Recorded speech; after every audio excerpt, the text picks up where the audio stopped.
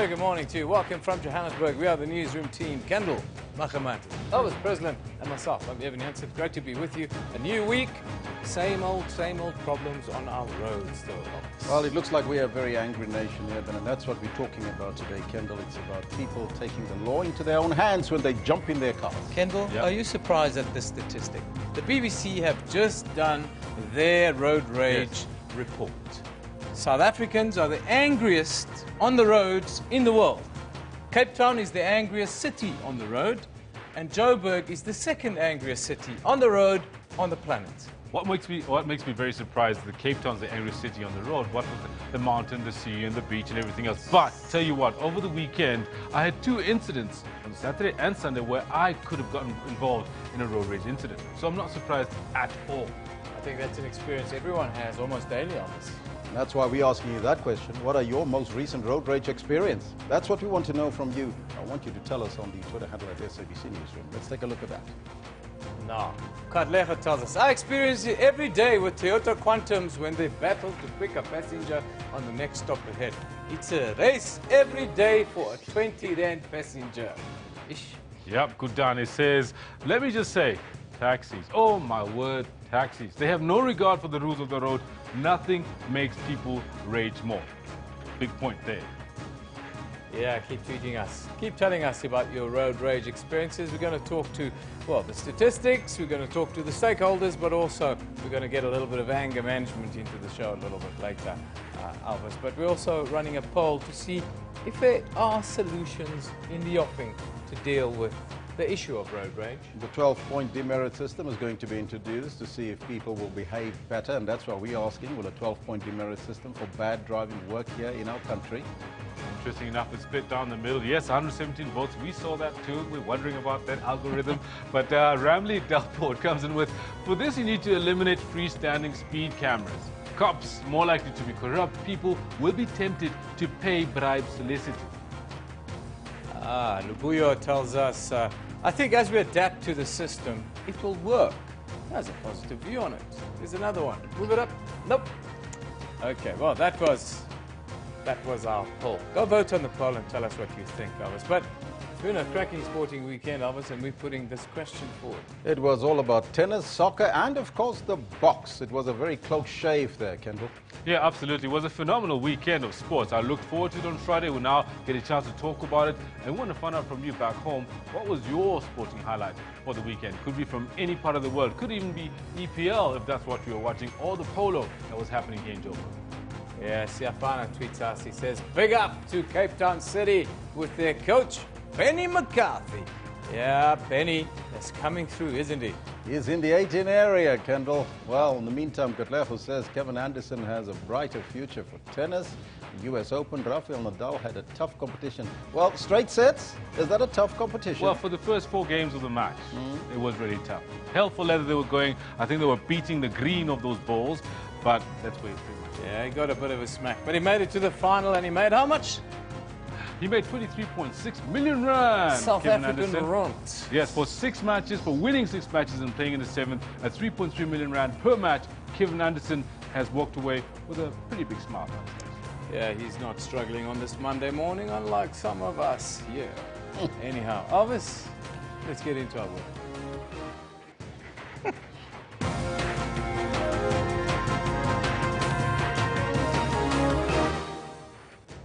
The community of Mount Freya in the Eastern Cape is still reeling from shock after the brutal murder of a young woman whose flesh was also eaten. Residents of Malamulele have resolved to meet the ANC's Limpopo Executive Committee to raise their dissatisfaction with the latest move to have some areas of Uwani serviced by the Vembe District Municipality. And about 600 people have died in a cholera epidemic that is sweeping the Democratic Republic of Congo. Now, those are some of your headlines, but before we get to the news, let's find out from Kendall what happened over the weekend. Elvis, quite a lot. You know, that is heartbreaking, that headline that just read about the Congo, 600 people dying of cholera, something that was meant to have been eradicated so long ago. Yeah. Definitely heartbreaking. But, you know, to stay away from all the hard and heartbreaking news, we'll bring you a little bit of sports, which is pretty much what made a lot of people happy over the weekend. And we're going to be touching on all of this and more. And this is what we've got planned for you today.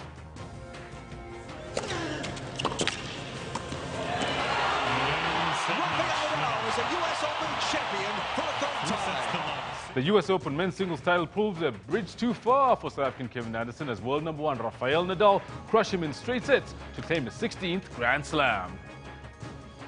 Today was obviously a tough match for me. I was up against a pretty good opponent who knows how to play. And it was a veritable case of the student beating the master as Benny McCarthy made it 3 out of 3 against his first coach Gavin Hunt in less than a month, leading as such to the MTN8 final. Game, set, and match. Over the moon that, you know, new coach and people didn't give young coaches a chance. And the side that was at sea less than a year ago closed its way back from a 2010 deficit early in the second half to a 23-all draw against Australia in Perth. Try awarded to Malcolm Marx. All this in more detail I'll have for you later on. I'll also be chatting to Jody Hendricks about all of the rest of the rugby that happened over the weekend at 10:40. Do stay with us as Elvis has got the news. Thank you, Kendall. Top story this morning. The community of Mount Frere in the Eastern Cape is still reeling from shock after the brutal murder of a young woman whose flesh was also eaten. Police have arrested a 23-year-old man for the alleged murder and cannibalism. Mbimbim Sumpa was snatched while doing washing.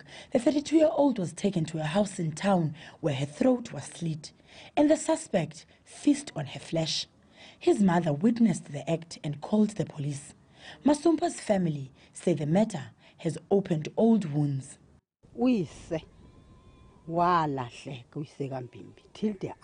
Her father was lost and never found. His disappearance followed the gruesome death of my daughter, whose body was found in a river. My daughter was with her child, who was never found. The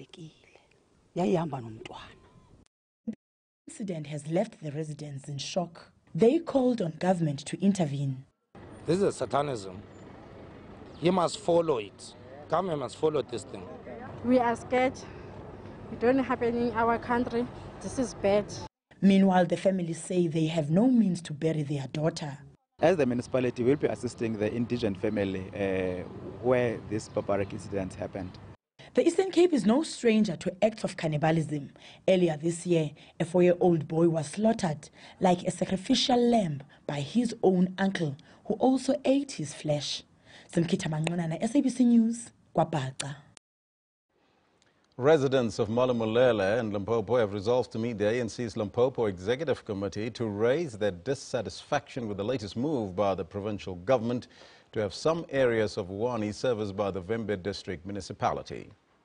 Residents of Wuani embarked on a shutdown of services 2 weeks ago. The Limpopo provincial government's decision that the Vembe District Municipality and other provincial departments service some areas in Wuani is not aimed at disempowering the Lim 345 local municipality, but to improve service delivery in the area. Now this according to the provincial government spokesperson Puti Saloba. It has emerged that the Lim 345 Municipality Council did not pass a resolution to support the move by the government. Residents of Wuani have been protesting against the Municipal Demarcation Board's decision to incorporate some parts of Wuani into the newly established municipality. ANC President Jacob Zuma has advised young people to elect a leader that will be able to achieve radical economic transformation during the December elective conference. He was addressing the ANC Youth League's 73rd anniversary at Ladysmith in KwaZulu-Natal. Zuma told the youth to be mindful of leaders who are demanding leadership positions instead of focusing on the program of the party. Happy birthday, ANC Youth League, happy birthday! A cause for celebration. President Jacob Zuma told the gathering that since the Youth League's establishment in 1944, it has played a pivotal role in the success of the ANC. He called on young people to play their role in ensuring economic emancipation for the majority of South Africans. Ngiyafisa ukuthi ke ngisho lezinto entsheni ngenzela ukuthi intsha yazi ukuthi inomsebenzi omkhulu I want to tell the youth that they have a big impact in the ANC. The ANC Youth League plays a role in uniting the party, and they have the same vision as the ANC to succeed in the December conference. See, good December, Also reminded the youth about the importance of acquiring knowledge through education, making an example of the founding members of the league, such as its first president, Anton Lembede. He also urged them to study the history of the ANC. Dr. Nkosazana Dlamini Zuma says that she will go anywhere that the African National Congress decides to send her. Now, this was her answer in response to questions about her being sworn in as a member of parliament. But when questioned about rumors of her joining President Jacob Zuma's cabinet, she said that she was unaware of that. The ANC presidential hopeful was addressing the Youth League's birthday celebrations in Nyanga in Cape Town. 2017, the elections, which will be in about 3 months plus, should not divide us.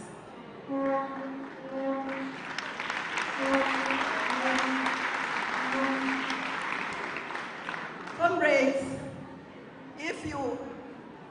if the branches elect you and they put you in the contest and you accept it, then you must go in there with the spirit to win, but understanding that you can lose. Meanwhile, the ANC NEC member Bheki Cele said that the swearing-in of Dlamini Zuma as an MP this week is part of a plan to remove Cyril Ramaphosa. Now, he was speaking at the Kusatu Shop Stewards Provincial Council in Durban. He says a reported cabinet reshuffle will result in chaos and cause the ANC elective conference to be postponed.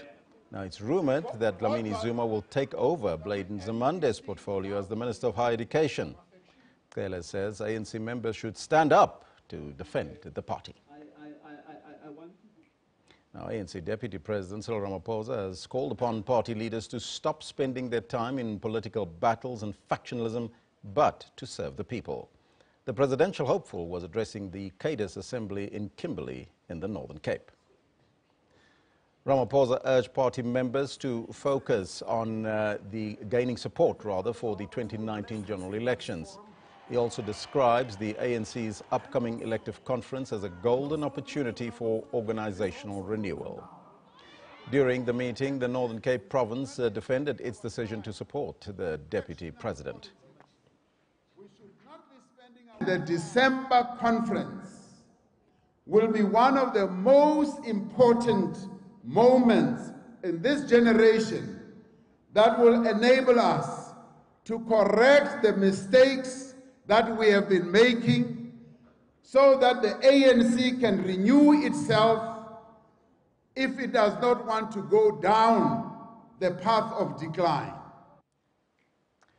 News on the continent now. About 600 people have died in a cholera epidemic that is sweeping the Democratic Republic of Congo.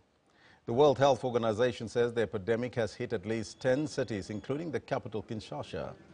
It comes as more than 1 million people have been displaced by violence in the Kasai region. The WHO says health officials have recorded more than 24,000 cases of the disease. It has sent a team of experts to the DRC in an effort to contain the disease. International now, moving to the United States. Hurricane Irma is lashing southern Florida with 210 kilometers per hour winds, flooding Miami streets and knocking out power to more than 1.6 million homes and businesses. The storm has already killed 24 people in the Caribbean and pummeled Cuba with 11-meter waves. Some 6 million people has been ordered to evacuate southern Florida. Now, that's where we got to leave it with your news for now. Now, as you know, we're focusing on road rage this morning, and it's over to Eben to start that conversation, because we're taking a look, Eben, really at the psyche of South Africans when they jump behind the steering wheel of a car. The numbers don't lie, Elvis, and that's what we do. We kind of look at the numbers always. We've got a couple of surveys that put us as the angriest drivers in the world. That's according to the BBC, and we decided, okay, let us then run a quick little snap survey on our social platforms to get an idea as to how our viewers and those people that interact with us, how do they think. Now, as you can see on this survey, most of the people that we ran live in Gauteng and Cape Town, and we saw that these are the angriest cities in the world. Now, that's according to an official BBC indexed. Now, we went on and we asked, of course, a couple of questions. Have you experienced incidents of road rage? And there you see 85% said that they have experienced road rage, while men were voted as being more angry than women. The survey also suggests that those aged between 26 and 35 are the worst drivers. 71% said that they have sworn, made negative hand or finger gestures, or purposely cut someone off, while 86% said that other drivers had done the same to them. 60% said that they had screamed out of frustration. When asked about the causes of road rage, 80% said it was all due to impatience. And thinking of solutions, 60% said that we need less corruption in our traffic department so that those who can't drive, well, yet they should not be granted licenses. And, well, there's also advice that maybe we should think about yoga and meditation, Elvis, as we deal with the scourge that has become road rage here in our country. Well, I tell you what, it's not just about medication, it's also about self-control, isn't it, at the end of the day? Absolutely, that's what it is. But we have to put measures in place, and we're running a poll. The poll talks to the demerit system, of course, that's going to be implemented, 12 points. If you lose your license, how does it affect people's livelihoods and those kinds of things? And we've got 147 votes in now, and well, it's about 50-50, but a slight majority at the moment say, no, it won't work. Well, that's a somewhat negative outlook, one would say, but there's just about half of our respondents who say, well, they think. Now, South Africa has been voted as having the angriest drivers on the road. Now, this by an independent BBC study, following closely behind the Brits themselves and then Greece, who've just gone through one of the worst economic downturns. According to the TomTom Drivers Index 2017, on top of that, Cape Town has the angriest drivers in the country, then followed by Johannesburg. But Arrive Alive, well, they took the country's road rage into their own hands and began conducting their own research, together with the Medical Research Council's Crime, Violence and Injury Lead Program and the Accident Research Centre at the University of Natal. They found that road rage is well on the increase in South Africa. But to tell us a little bit more about South Africa's problem with rage on the road is Eugene Herbert, the Managing Director of Master Drive. Very good morning to you, Eugene. Thanks for being with us. Morning, Evan. Thanks for having me here. You can talk to the numbers a little bit. They don't look pretty.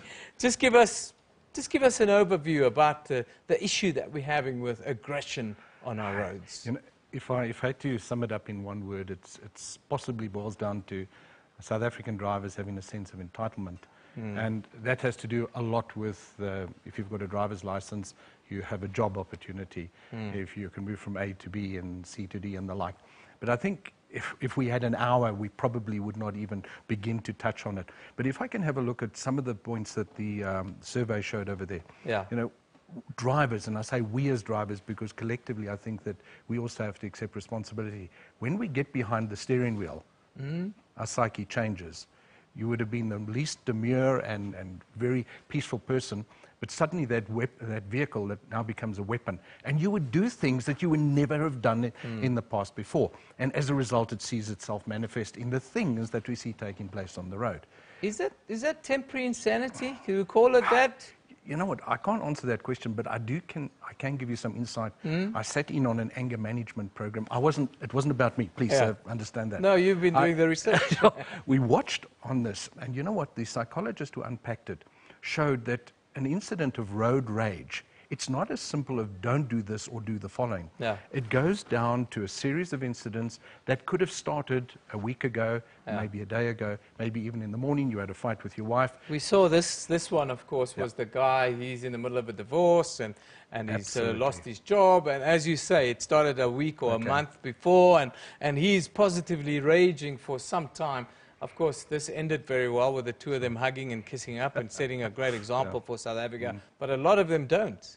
Here's an incident waiting to happen. Now, what can be done, we did with the University of Cranfield in the UK. Do you know they have a psychometric test to assess your behavioral risk?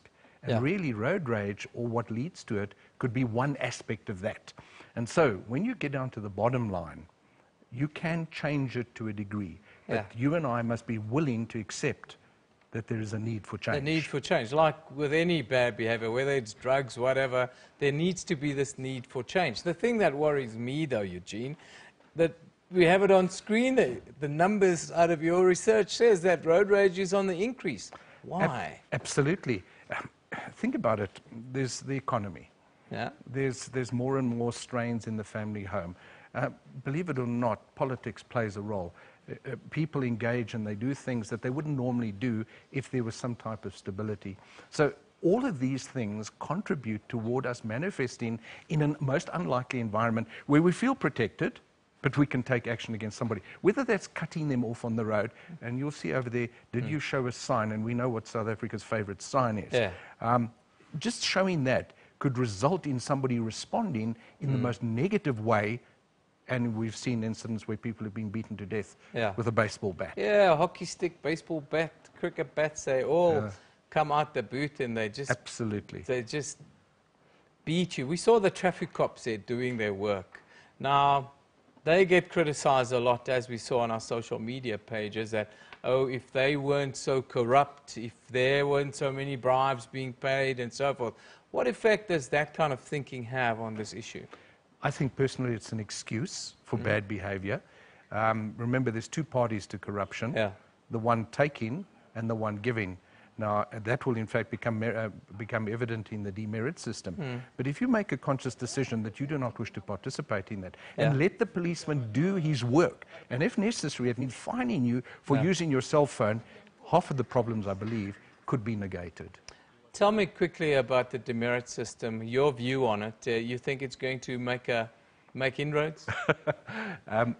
Whether you like it or not, it's coming. So let's accept that.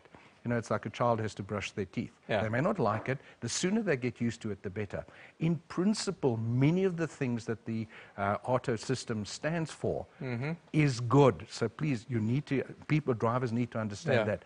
If one complies and one doesn't exercise one's democratic right to drive, and I use that democratic in inverted commas, the way you want to, when you want to, and the speed you want to, you should be able to keep a clear record. Yeah. What about if we increase public transport and we better our transport facilities and so forth? Was that part of the solution, less cars on the road even? If you have a look at one of the challenges that you have, and let's just take heavy transport as an example.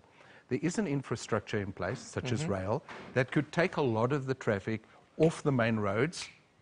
That would minimize the likelihood of people engaging in a negative way. But there's got to be when I say a political will, it means all the parties involved need to get together with a view to engaging in a solution. It is there, maybe not readily evident, but it can be found. What about tactful driving? You guys teach us at Master Drive. Is that a short-term solution? Can I tell you the benefits of us training? You know, and we have a proven record of reducing crashes by up to 50%. The side benefit, and listen to some of them, you save fuel, so you're not worried about your budget. But the incidence of road rage that we have reported after somebody is engaged in training is extremely positive, because they are now not necessarily doing the things that are wrong, but they can also identify in another road user that could lead to it, and therefore they would back off. So training really has a phenomenal input. In conclusion, what do you say to those sane drivers out there that are facing these angry people every day, and it seems in droves? We developed a slogan a couple of years back, and let me tell you, it works. drive nice. It's contagious. If you take that first step, 9 times out of 10, even a taxi driver will respond positively to it. I tell you what, I find I drive nice because I try and wave at people. I try and, you know, give them right of way and that kind of thing, and it works, you're right. Even with taxi drivers, I find taxi drivers, they do make mistakes, but, you know, they try and facilitate the road a little bit. Yes, for their benefit, but they do try and facilitate it. It's something rather contentious. I believe that most taxi drivers are better skilled than you and I. And the reason I tell this, most listeners are going to say, no. But anybody who can drive a taxi with a vice grip as a steering wheel at 120 kilometers an hour must be pretty good. I agree with that. Yeah. I'm not sure if the minister's going to agree with No, it's illegal, sure. But yeah. Eugene, fantastic to have you with us. Eugene Herbert is the managing director of Master Drive. They've done most of the research, the numbers you see through the Arrive Alive campaigns and so forth in dealing with road rage on our roads. Yes, it's increasing, but it's you and me that can make a difference. So, drive nice. Drive nice. That sounds like a bumper sticker that we have to get going here in South Africa. Thanks again, Eugene. Nice to have you with us. But we move on. It's been a cracking sporting weekend, as you've all, of course, seen and enjoyed. Our picture of the day comes from Arash Markazi, and it's captioned. It's a lovely picture. It kind of puts sport into context a little bit. There you see Rafael Nadal and Kevin Anderson. Now, the picture, when they both were 12 years old, I think they're both 31 years old, so they're contemporaries coming through the junior ranks over all the years. That was back in 1998, is that picture. And then, of course, last night, before they kicked off the final, of course, our man Kevin Anderson, well, he got swiped off the court a little bit by Rafael Nadal, but kudos to him for making the final. Now, let's take a look at our picture of the day. No, our comment of the day. Sorry, this one comes from Floyd. And he talks to the box. Now, he says we've made a big step forward because the fact that we are disappointed with a 23-all draw away in Australia is a great testament to where the box are right now. Well done, boys, he says. Nice one. Now, let's go to the courts quickly. A 40-year-old man in Limpopo is arrested in connection with mowing down 2 7-year-old children, allegedly with a speeding vehicle in Malamulele.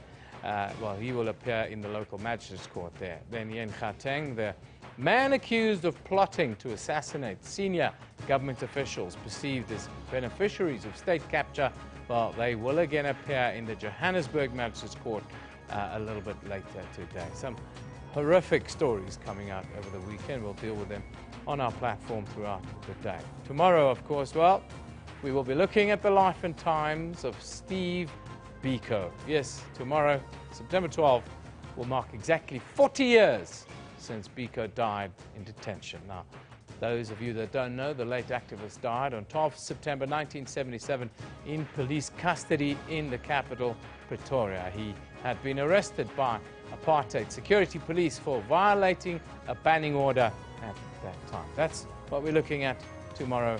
Don't miss it. We're going to take a little break.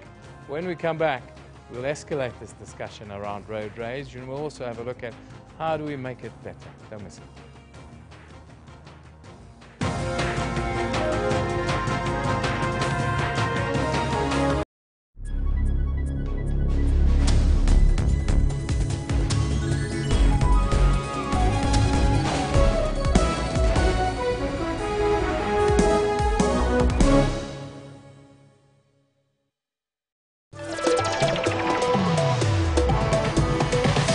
A top 5 rated horse racing event in the world, fashion is a highlight for those in attendance. All decked out in blue and white, the Lomorians Queen Plate is the premier event that kicked off everyone's social calendar.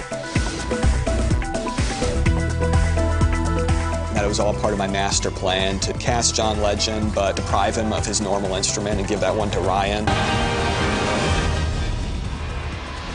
The House of Truth is not just a name. It is a religion. It is a lifestyle. It is a conviction that drives us. What really excites me is how people have kept it very simple and also played with the theme, and how each person has interpreted it in their own way.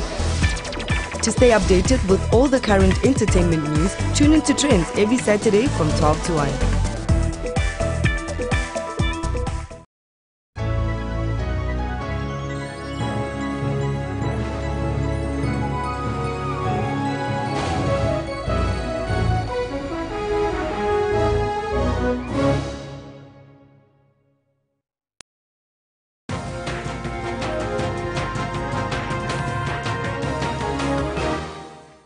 Now, of course, this morning we focus on driver behavior and, of course, angry drivers in our society. And that's why we're asking you that question.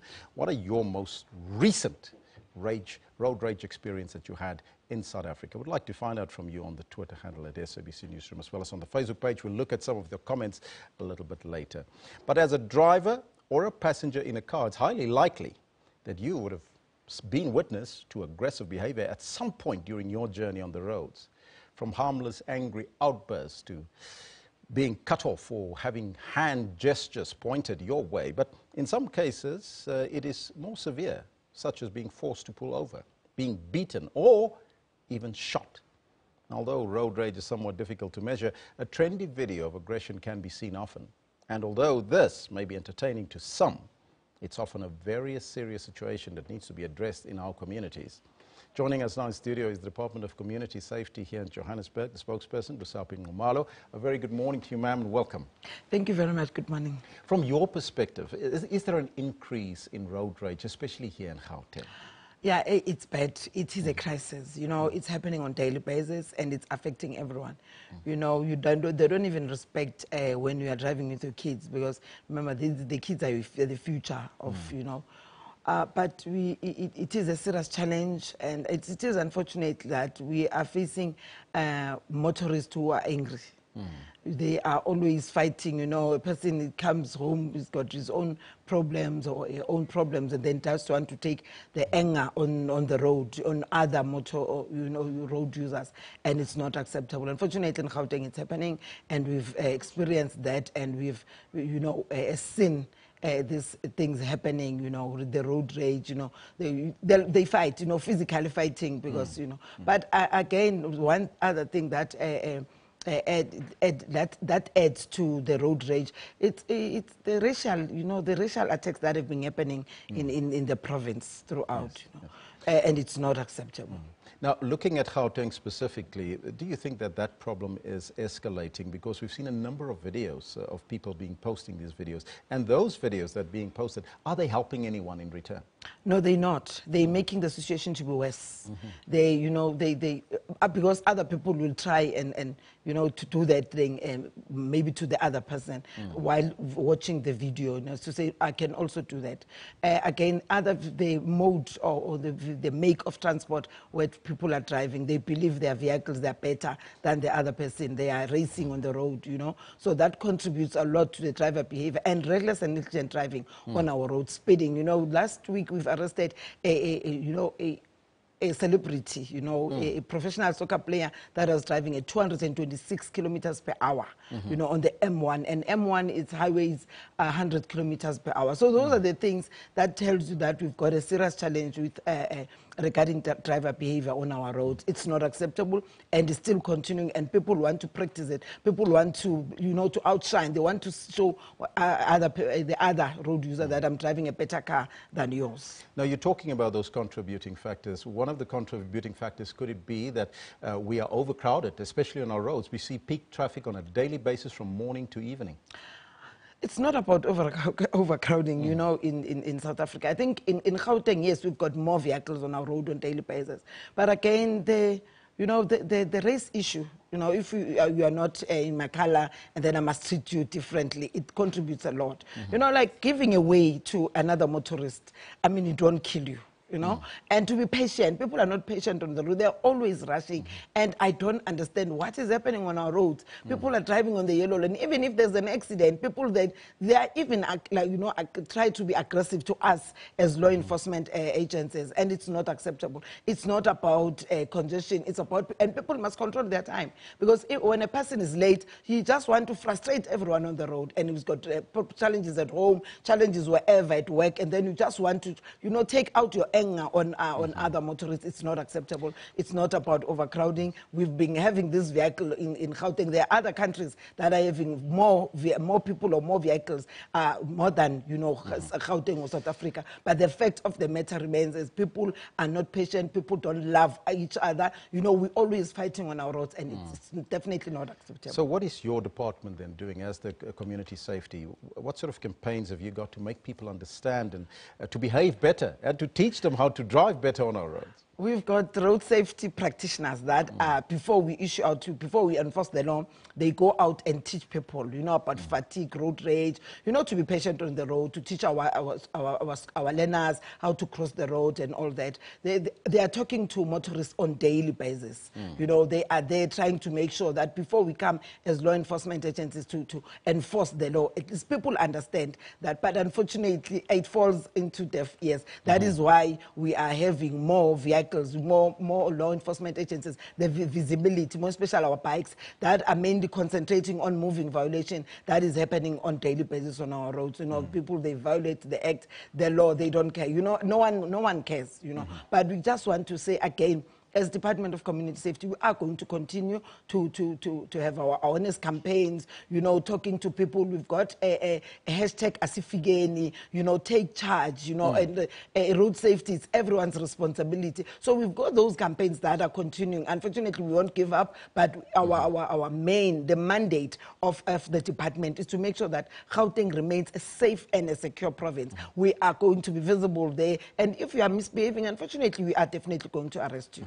Are you working closely with other role players? There's a campaign that we just heard of now, and the previous speaker says there's a campaign called Drive Nice, It's Contagious, where you tell actually people to drive nice on the roads and just be safe. Yes, we do have you know, other stakeholders, also different law enforcement agencies. We're working together in Gauteng since we are the province, and then there's National Road Traffic Management Corporation, and also all the metros, and there's 11 municipalities, local municipalities that we are having in the province. We are working together, just trying to make sure that, you know, crime is reduced, you know, fatalities are reduced, and also other, you know, NGOs, they come to us and, you know, send their proposals, and we try by all means to work. We've got Kasi for Life, we've got road safety, and so yes, we've got a lot of people that we are working together with, trying to make sure that at least we make a difference in our province. Somebody watching this program this morning, what sort of tips or suggestions would you give to those road users to make sure that they are safe on the roads? Look, to road users, I just want to say, try and control the time. Because when you are late, you just want to frustrate everyone, because you didn't manage your time, you wake up late or something happened. So manage your time, because there's nothing that you can change. Unfortunately, your vehicle won't be able to, you know, jump other vehicles. I've seen this morning on the toll gate, people are not patient. They are driving on, you know, it's scary out there. So I just want to say, let everyone be patient, and let's give one another a right of way. If you're driving and you give your brother or your sister right of way, you won't die. Let's practice patience, and let's love one another, more especially with a different skin. People, they believe that, you know, because you know, you are white, I'm black, and I cannot, you know, we cannot drive, you know, in a right way or not. Let's give one another. It matters not whether you are black, green, or white. Let's drive carefully. Let's make sure that road safety starts with you, and always give way, and be patient on another, and love one another. That's the last one I can say. I thank you so much for your time and joining us here this morning. That was the Department of Community Safety spokesperson, Busaping Momalo. Love one another. That's the message this morning. We'll take a break. We'll be right back after that.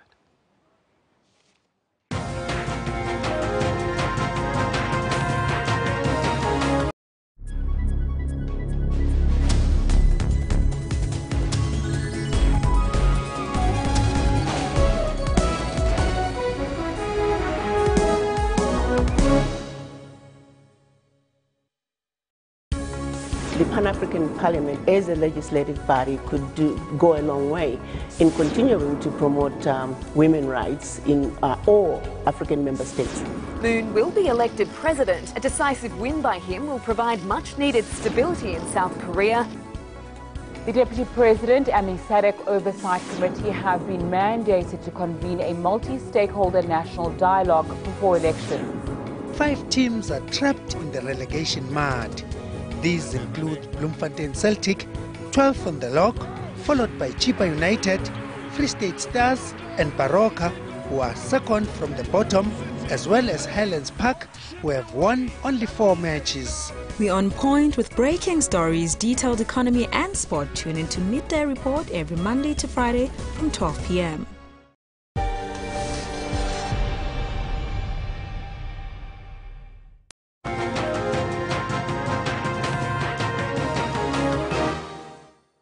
Road rage, aggressive driving and other hazardous driving behaviors appear to be on the increase and a concern here in South Africa, as evidenced by its increased publicity in the media and discussions in society.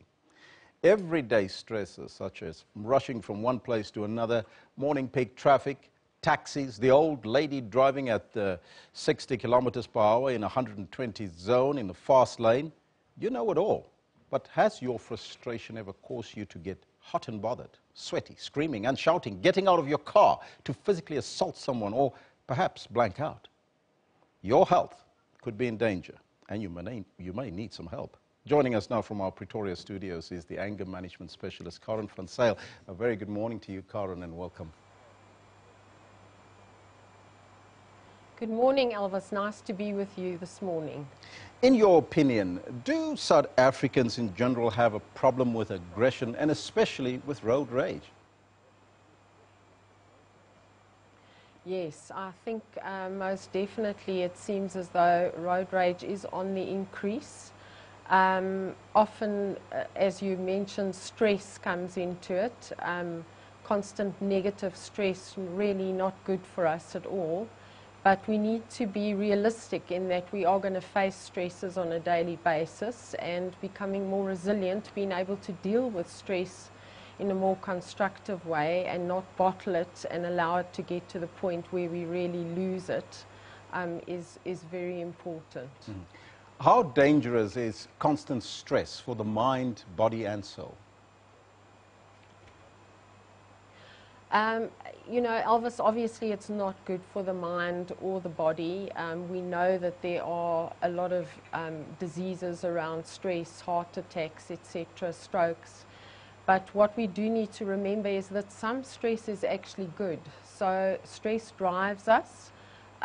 Stress gets us to be places at times, to be ambitious, to get things done. But it's when we start to bottle the stress and it becomes dysfunctional, that's when the problems seem to start happening. So how does one deal with personal stresses and how does it affect your patients, especially on the road? Because I've seen a lot of people just get very angry on the road itself when you're in morning peak traffic. Sure. So we always say the Anger and Stress Management Centre, we do programs, we give our clients practical tools to deal with just this. What is really important with stress is to start to become aware of how you're feeling physically, mentally, emotionally, and then being able to put in some methods to calm down and not deal with the situation right then and there. Obviously, it does affect our tolerance, it affects our patience. It's, I think, very important to remember is that it's adrenaline driven. So once adrenaline has been released, we tend to become very reactive and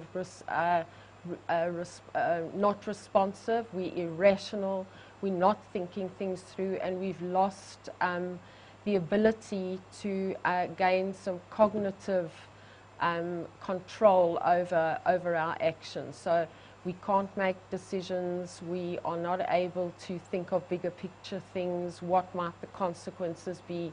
We're simply reacting in fight or flight, and that's where the problem usually becomes quite serious. Could road rage also be linked to temporary insanity, perhaps? And if it is, how do we deal with that? Okay, look, anger is a natural, normal human emotion. We are all going to lose our temper, we are all going to get upset. But it's when we cannot control our behavior that things become problematic. So blind rage, so to speak, where we're not thinking anymore, we're simply reacting. We, at some level in the brain, we think that we're actually under mortal threat, that we may lose our lives, and we come out all guns blazing. So this is when it's problematic, when we are, the reaction is disproportionate to the actual trigger. Mm-hmm.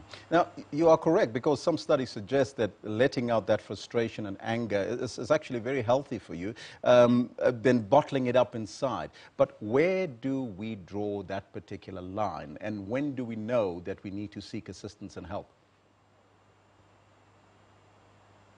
Okay, I think if the behavior is becoming destructive, so you're hurting yourself or others around you, then you need to seek some sort of intervention if you cannot control it yourself.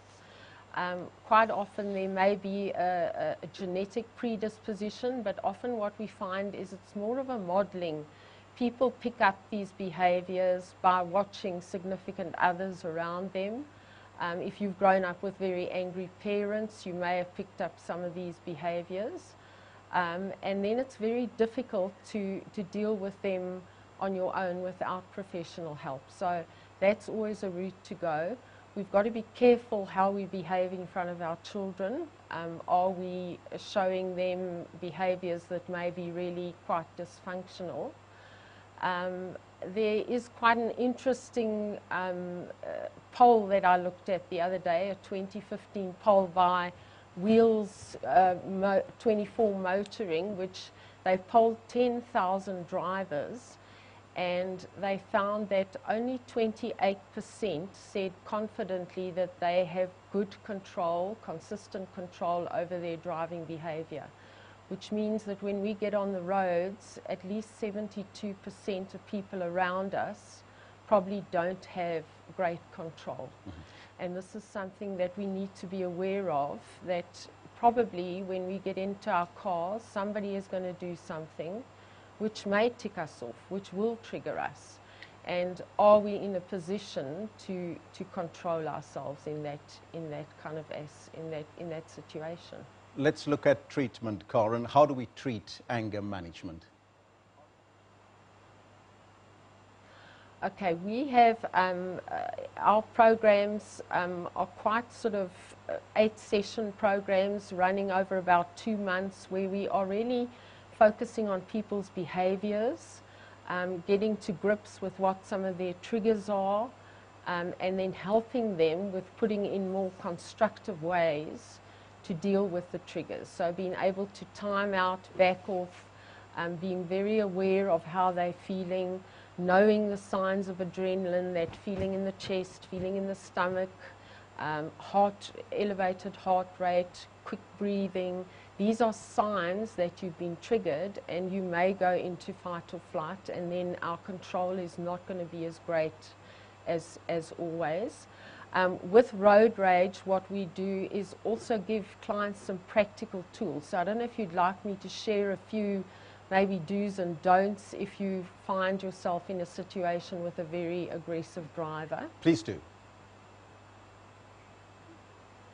Okay, so our first point is safety first. So do not engage with the other driver. Try to get out of the situation. Do not provoke the other driver with hand signals, etc. Eye contact can be problematic. If the driver is following you, we would suggest trying to get to the nearest police station or shopping centre where there may be security, a garage, and then trying to engage. But pulling off on a deserted stretch of road and getting out of a car is, you do not know. People are unpredictable at this stage, and you don't know what might happen. So we always suggest rather going to a place where there are people. Try not to be accusatory, immediately screaming at the other driver, telling them what they've done wrong, telling them not to be so angry, to calm down. These are further triggers. So a good tip is to simply acknowledge the feeling. I can see you really angry. I'm upset too. Can we talk about this? Try to remain calm and composed. Resist to retaliate, kind of resist the urge to retaliate, which is often we're going into revenge. You've done something to me, I'm going to do something back to you. So try to resist that at all costs. And then I think it's about preparing yourself mentally. You know, when you get into your car, prepare yourself mentally for the journey. 10 to 1, somebody is going to do something that is going to trigger you. How are you, what is your state of mind at that point? Yes. Are you going to be able to deal with it? I think the last thing that I would say is we've got to be aware that law enforcement is not always going to be there. So we've got to rely on our own behavior and our own control, as there is probably not going to be anybody else there to arrest the perpetrator at that point. We've got to kind of deal with it on our own and watch our own behavior. And on what website can people get hold of you?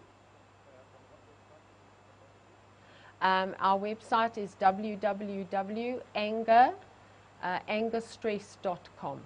Thank you so much, Karen. Thank you for your time and joining us. Pleasure, Elvis. Thank That you. was anger management specialist Karen van Zyl.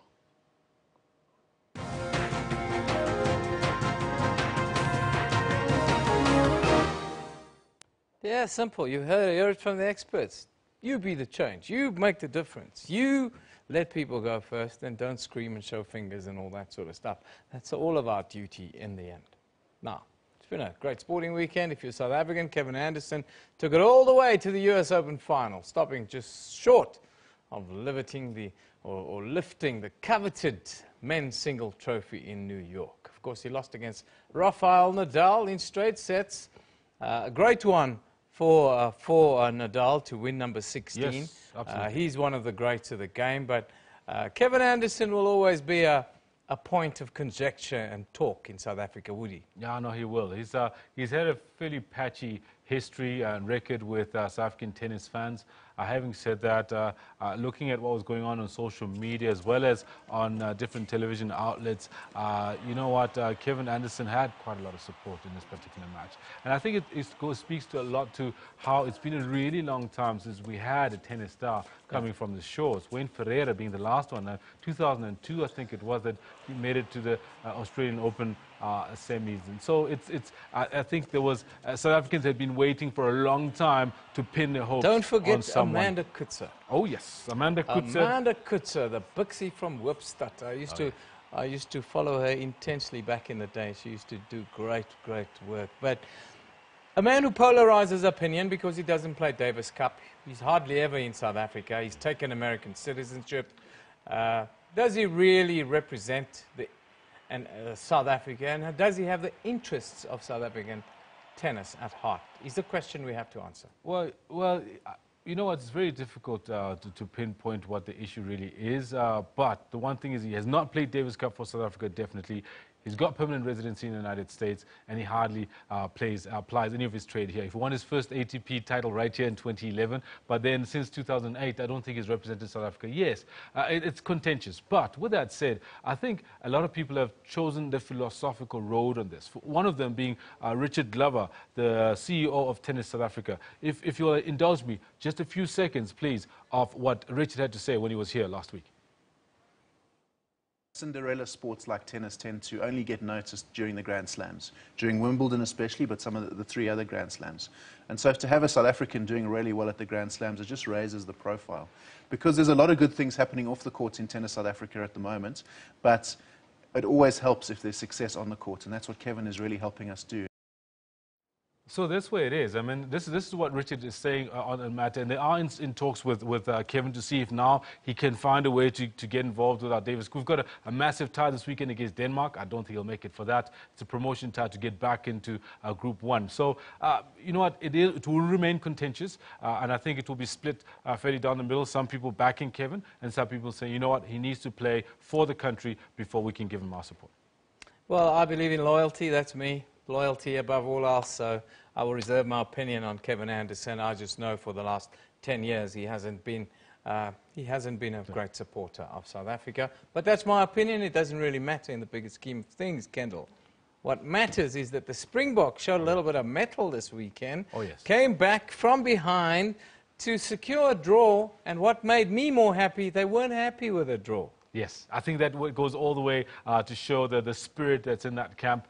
In fact, I'll be chatting to Jody Hendricks about that, as well as a bit about Pro 14, but I agree with you. The Springboks are a side we can now fully back because they were unhappy with the draw in Perth. There we go. Next up, the All Blacks. Yes, they'll be in Albany this weekend. I've got already rounding up the troops to watch out one. It's going to be a cracker. Always great when we play the All Blacks, especially when we play them away from home. But let's take a look now at the weather. Myself and Kendall will be back at the top of the hour with more sport news.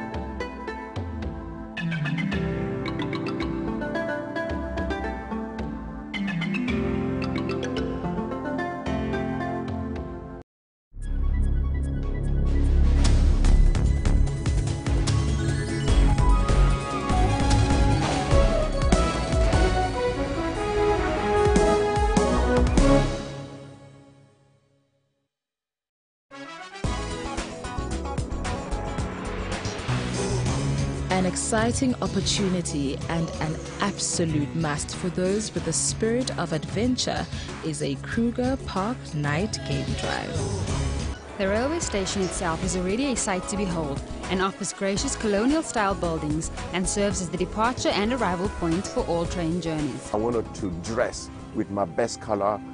Being awarded to do the Serpentine Pavilion is the highest commission in my career. And I wanted just to come and show me with my best clothes, and that is blue. Catch Trends Travel every Sunday from 12 to 1 for all the global travel and leisure trends.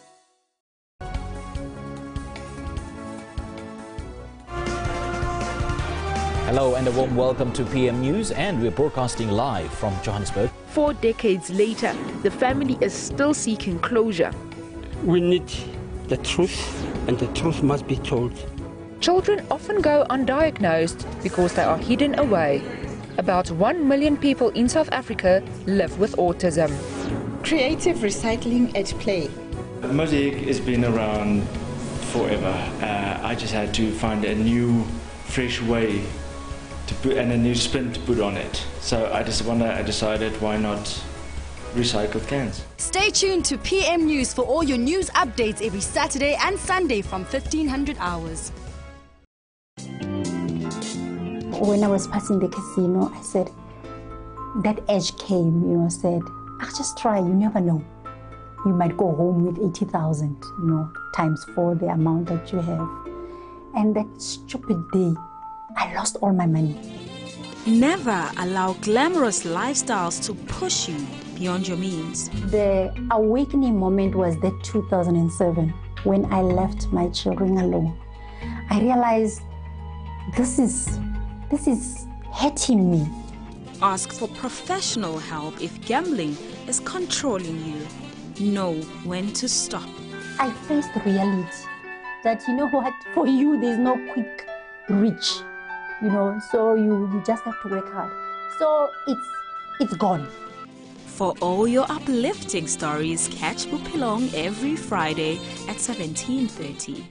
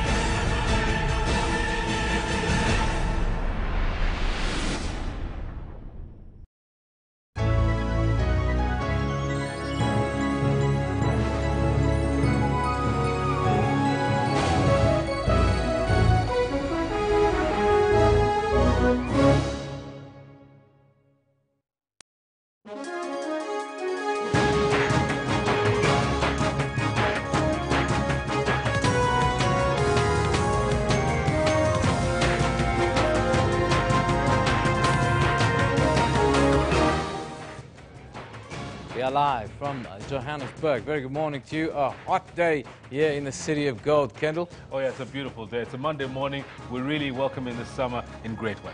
Yeah, in a great way. It's 10 o'clock Central African time. Wherever you are, if you're in the Middle East, thank you for watching. This is what we do here today, and it's something that I'm told in the Middle East is also a problem, is road rage. So, well, we're running polls, but we're also asking questions, and we've got the experts in. So we ask you, share with us your most recent road rage experience. Oh yes, there's lots. I'm sure if you look, you don't even have to look too far in your memory. Just last week, on the weekend, I had two possibilities where I could have chosen the road rage way. You know what? And something just clicked and said, don't do it. That's true. We all have an opportunity. What are the guys tweeting us? Blackstones tweets us this morning. He says, I had to shout at some lady who almost bumped me because she was busy chatting on the phone while driving. Why do people text and drive? Siddiqs, I tell you, it is my pet hate seeing people on the phone. And in Joburg, you don't get prosecuted for that kind of thing. I know in Cape Town, they took the phones away and it stopped. I've seen some JMPD on the phone while driving official vehicles. Maligongo says, Manyonya says, people of this land do not care about their lives or the lives of others. I don't know when we're going to take our lives seriously. There we go. Yeah, maybe that's something we should talk about here in Joburg, why they don't arrest people or take the phones off for people who speak on their phones. Nice tweet there. Keep tweeting us, guys. That's what we are. But, of course, we now got a new thing coming. Demerit system, Kendall. We're going to take your license away if you reach 12 points. Well, let's see if it works. Will it work? We want you to tell us what your thoughts on this are. Well, will this 12-point slight majority are quite pessimistic, actually. 184 votes in, 53% are saying, no, son, it's not going to work. This is Mzansi, as we always say. As we always do. This is Mzansi. It won't work in Mzansi. Yeah. Anyhow, these are the tweets. First one, Michael Bigham's Torres says, no, and not in a million years. The problem starts with the fraud at the licensing department and corrupt Metro Police down to drinking and driving. Ish. Freddie Whitehorn comes to us. Morning, Freddie. He says, if you don't have a license, it will be meaningless. Also, if they don't care now, what will change? Hey, doom and gloom. Hey, guys. Hey, Mara, you are not positive, man. You are not positive. 12-point demerit driving system. Tell us what you think. Will that change the behavior on our roads? And will it stop us from being so angry at each other? Well, the anger management people say it normally starts weeks before an incident of road rage. Yeah. It starts at home or it starts in the workplace. And it piles up and compounds. Kind of builds up and then it just pops like a pimple. We should pop our pimples at home and let them heal in public. Anyhow, not a pretty sight. Great sporting weekend, Kendall. Great weekend for South African sport. What was your highlight? My highlight was I had several, really. For me, Benny McCarthy teaching his own teacher how to win matches 3 in a row. Phenomenal stuff. Very humble in his victory as well. The Springboks, Kevin, I loved it all. I love Benny's interviews because Benny used to be an analyst and now he's not a coach who's guarded.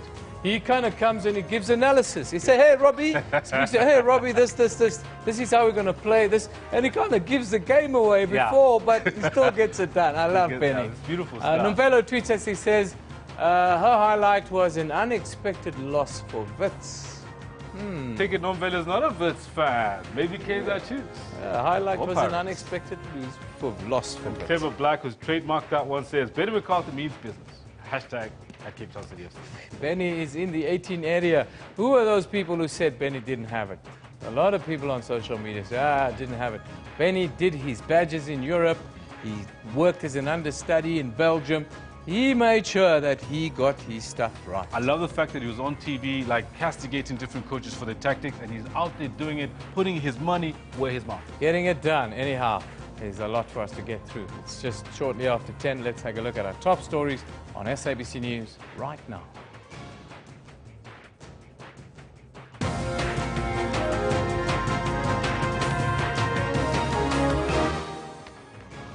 The community of Mount Frere in the Eastern Cape is still reeling from shock after the brutal murder of a young woman whose flesh was also eaten.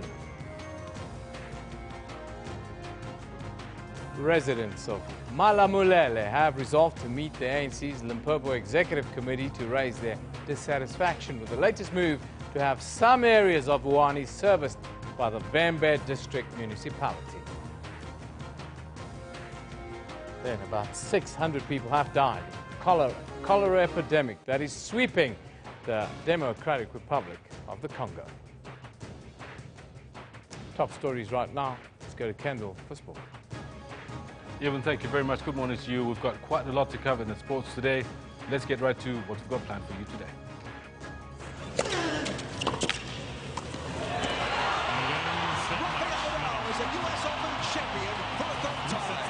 The US Open men's single title proves a bridge too far for South African Kevin Anderson as world number 1 Rafael Nadal crushes him in straight sets to claim a 16th Grand Slam.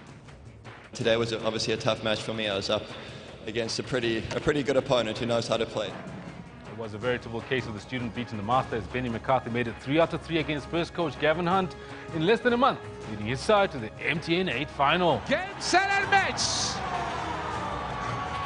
Over the moon that, you know, new coach and people didn't give young coaches a chance. A side that was at sea less than a year ago clawed its way back from a 2010 deficit early in the second half to a 23-all draw against Australia in Perth. Try awarded to Malcolm Marx. Of course, I'll also have Jody Hendricks in studio to chat a little bit about the Springboks, the Pro 14 Rugby Championship in general at about 10:40. Do stay with us as Evan has got the news. Yeah, thank you, Kendall. Kendall will be back, as he said, a little bit later. Our top story, a disturbing one. The community of Mount Frere in the Eastern Cape is still reeling from shock after the brutal murder of a young woman whose flesh was also eaten. Police have now arrested a 23-year-old man for the murder and cannibalism. Mbimbim Sumba was snatched while doing washing. The 32-year-old was taken to a house in town where her throat was slit, and the suspect feasted on her flesh. His mother witnessed the act and called the police. Masumpa's family say the matter has opened old wounds.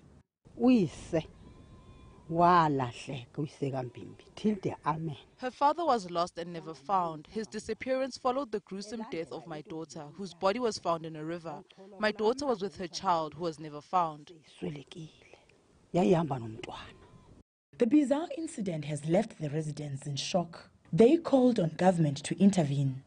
This is satanism. You must follow it. Government must follow this thing. We are scared. It don't happen in our country. This is bad. Meanwhile, the families say they have no means to bury their daughter. As the municipality, we'll be assisting the indigent family where this barbaric incident happened. The Eastern Cape is no stranger to acts of cannibalism.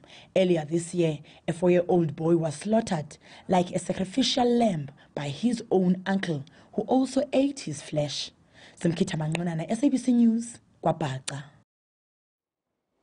Residents of Malamulele have resolved to meet the ANC's Limpopo Executive Committee to raise their dissatisfaction with the latest move by the provincial government to have some areas of Vuwani serviced by the Vembe District Municipality. Residents of Vuwani embarked on a shutdown of services more than 2 weeks ago now. The Limpopo provincial government's decision that the Vembe District Municipality and other provincial departments service some areas in Vuwani is not aimed at disempowering the LIM 354 local municipality, but to improve service delivery in the area, they say. This is according to the provincial government spokesperson Puti Seloba. It has emerged that the LIM 345 Municipality Council did not pass a resolution to support the move by the government. Residents of Vuwani have been protesting against the Municipal Demarcation Board's decision to incorporate some parts of Vuwani into this newly established municipality. ANC President Jacob Zuma has advised young people to elect a leader that will be able to achieve radical economic transformation during the coming December elective conference. He was addressing the ANC Youth League's 73rd anniversary at Ladysmith in KwaZulu-Natal. Zuma told the youth to be mindful of leaders who are demanding leadership positions instead of focusing on the program of the party. Happy birthday, ANC Youth League, happy birthday! A cause for celebration. President Jacob Zuma told the gathering that since the Youth League's establishment in 1944, it has played a pivotal role in the success of the ANC.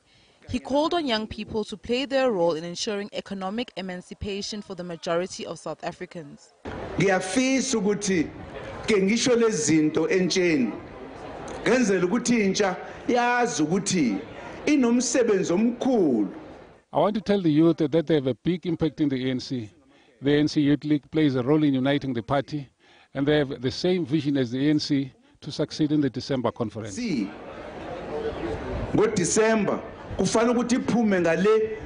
president also reminded the youth about the importance of acquiring knowledge through education, making an example of the founding members of the league, such as its first president, Anton Lembede. He also urged them to study the history of the ANC. King Goodwill Zwelithini has called for the scrapping of the Murani Commission of Inquiry that's probing political killings in KwaZulu-Natal, predicting that its outcome will not stop the killings. The king says the answer lies with the voters. He was addressing thousands during the Reed dance at the Enyokeni Royal Palace in Nongoma.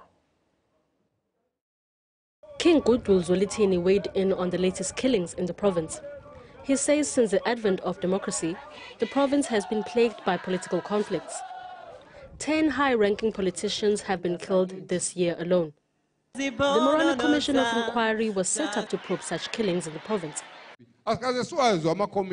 We never had these commissions before, but now that politicians are being killed, we have commissions. That's nonsense. I could instruct everyone not to vote in 2019 if needs be. The king says only the voters will solve the problem. There's no political party that can end the violence, but you as the voters carry that power because you are the ones dying, not them. Over 30 cases of political killings are being investigated in the province. Sibonga Gonkembata, SABC News, Enyokeni Royal Palace, KwaNongoma. Moving further afield, about 600 people have died. A cholera epidemic that is sweeping the Democratic Republic of the Congo. The World Health Organization says the epidemic has hit at least 10 cities, including the capital, Kinshasa.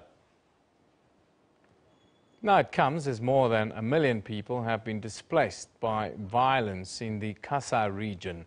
The WHO says health officials have recorded more than 24,000 cases of the disease now. It has sent a team of experts to the DRC in an effort to help contain the disease.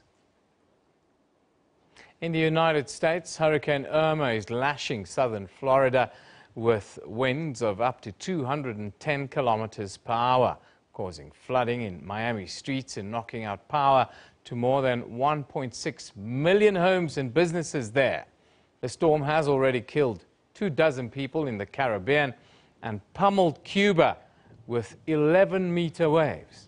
Some 6 million people have been ordered to evacuate southern Florida. Now, for the first time in 20 years, South Africa hosted the International Transport Sector Conference. 1,000 engineers and professionals representing 25 countries came together to discuss how we improve investing in a sustainable freight rail and the heavy hauling industry to ignite trade throughout the continent. Finance Minister Malusi Gigaba argued that Africa needs to initiate intra-regional trade and identify new emerging markets. Now, in studio is a man with many titles. Brian Monakali, who is the General Manager for Capital Planning at Transnet, the Chairperson of the South African Heavy Haul Association, and then also the Deputy Chairperson of the International Heavy Haul Association. Very good morning to you. What an intro that. Morning. What was the significance of this conference taking place here in South Africa? Okay, thank you. I think from our side, it's a milestone. The last time we've had this conference in South Africa was 20 years ago. It gets hosted every 2 years by the member countries, which is about 10 of them. So this is a railway heavy haul conference. which is driven by an association called the International Heavy Haul Association. Hmm. So to us, having to host about 1,000 delegates in the country and discussing some of the, the technological advancements within the railway heavy haul space, I think was a privilege, and we're honored by that. Now, the theme, of course, was inclusive growth. When we talk about inclusive growth, what are we talking about? Actually, the main theme was technological advancement within the heavy haul. So, in other words, we're saying, how do we advance the technologies that are being deployed in the railway heavy haul to ensure that we can support the current climate in terms of the changing world, and also the fact that the industries are being affected by the slowdown in the markets. So where inclusive growth comes from is how do we take these principles of these successful heavy haul 10-member countries that have really shown demonstrated successes? How do we take this, especially to the rest of the Africa, to ensure that we can tap into those lessons and be able to apply them in some of the infrastructure projects within Africa, specifically the railway-related infrastructure projects? Now, of course, the legacy of rail on the continent is not great. It's always been a colonial aspect to it, taking raw materials and riches out of the continent. How do we change this, that the heavy haul industry works for Africans? Yes, that is very valid. Of course, there are a number of factors that need to be addressed or that are being currently addressed to ensure that we can have this interconnectivity of the African countries. Because one of the main challenges is the transportation of this raw material, which affect inter-trade between the countries. Yeah. So there's various aspects, such as the political landscape, the strategic decisions, and so on. Those are happening in parallel. So how the heavy haul comes in is, how do you ensure that you bring the successes from the heavy haul countries such as Australia, China, Brazil, and even South Africa, because we've got flagship heavy haul lines in the form of iron ore line and the coal line. Where in the iron line, we're running the longest production train in the world at 4 kilometers. So the question is, how do you take these lessons, these technological advancements that we have seen in this space into all these African projects? When you do new projects within the African continent, how do you ensure that you apply best practice? And also improving the current infrastructure in terms of upgrading it or refurbishing it. How do you ensure that you refurbish it or upgrade it using these heavy haul standards at the lowest possible cost? Because one of the main problems in Africa is funding. So we have to make sure we provide capacity cheaply. You talk about that, and we're sitting with, I think it's 100 billion rand a year deficit, infrastructure deficit, that is, when we talk about this exactly, and it only grows by about 2%. How do we address that? Well, obviously, one of the main areas is the funding, which I think the right people, are dealing with the funding requirements to fund those projects.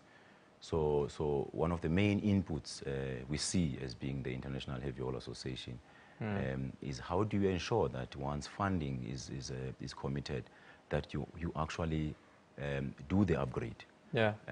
You construct new railway lines at the lowest possible cost and safely.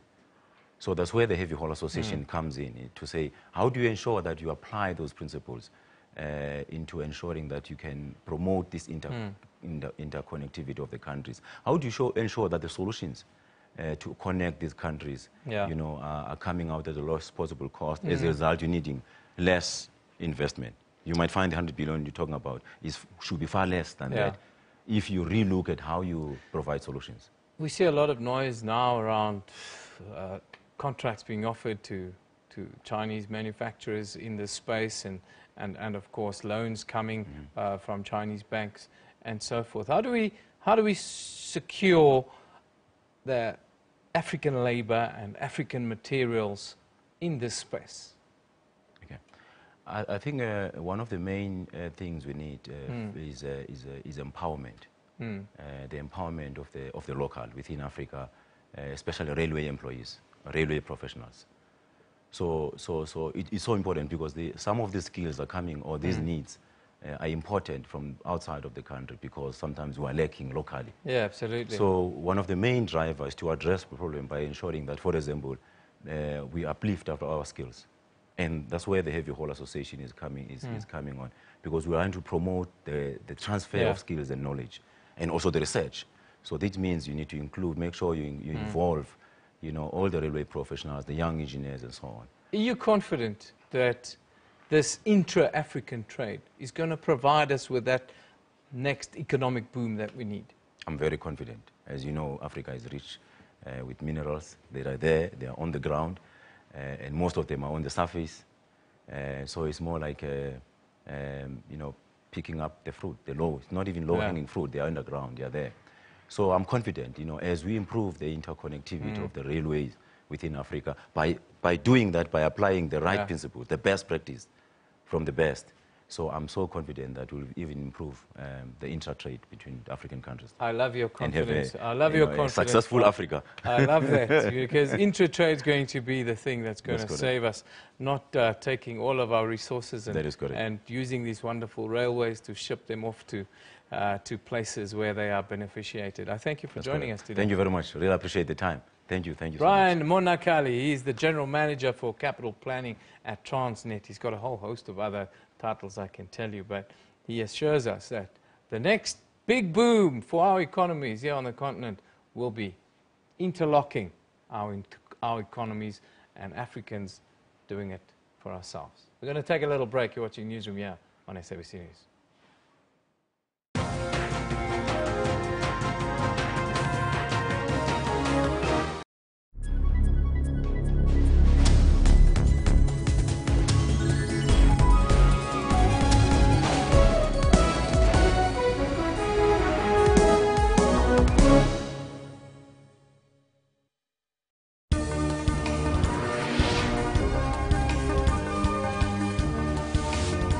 We're talking news, business and sporting updates both continentally and abroad. South Africa is in its first economic recession since 2009. Currency has appreciated quite a lot, especially for this year. And it has benefited from a number of things, not so much to do with what was happening here at home. The Islamic State-linked news agency Amaq claims the latest attack was launched because of Australia's backing in the US fight against the group.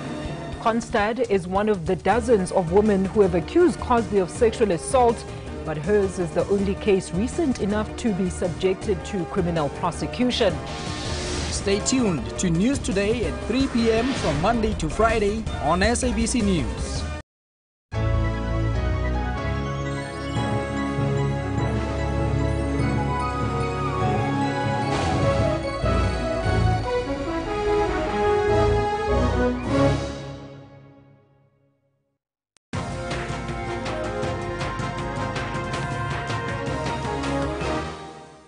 Welcome back. You're with Newsroom here on SABC News. Of course, today, well, we're focusing on issues with road rage and how do we use our roads better. Now, it's not a secret that the safety on our roads could be a whole lot better.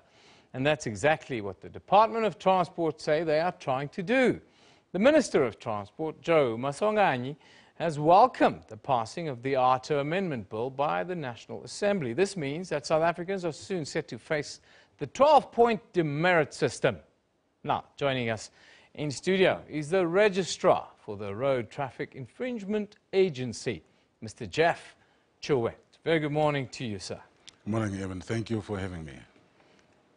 Tell me about how this 12-point demerit system is going to change the behavior on our roads. Well, the demerit system would change the behavior in the sense that it becomes an easy identification mechanism to identify habitual infringers that do not comply with the laws. And it becomes objective and easy to implement. And if one finds themselves on the wrong side of the law, they know there are the applicable penal measures that will be meted against them.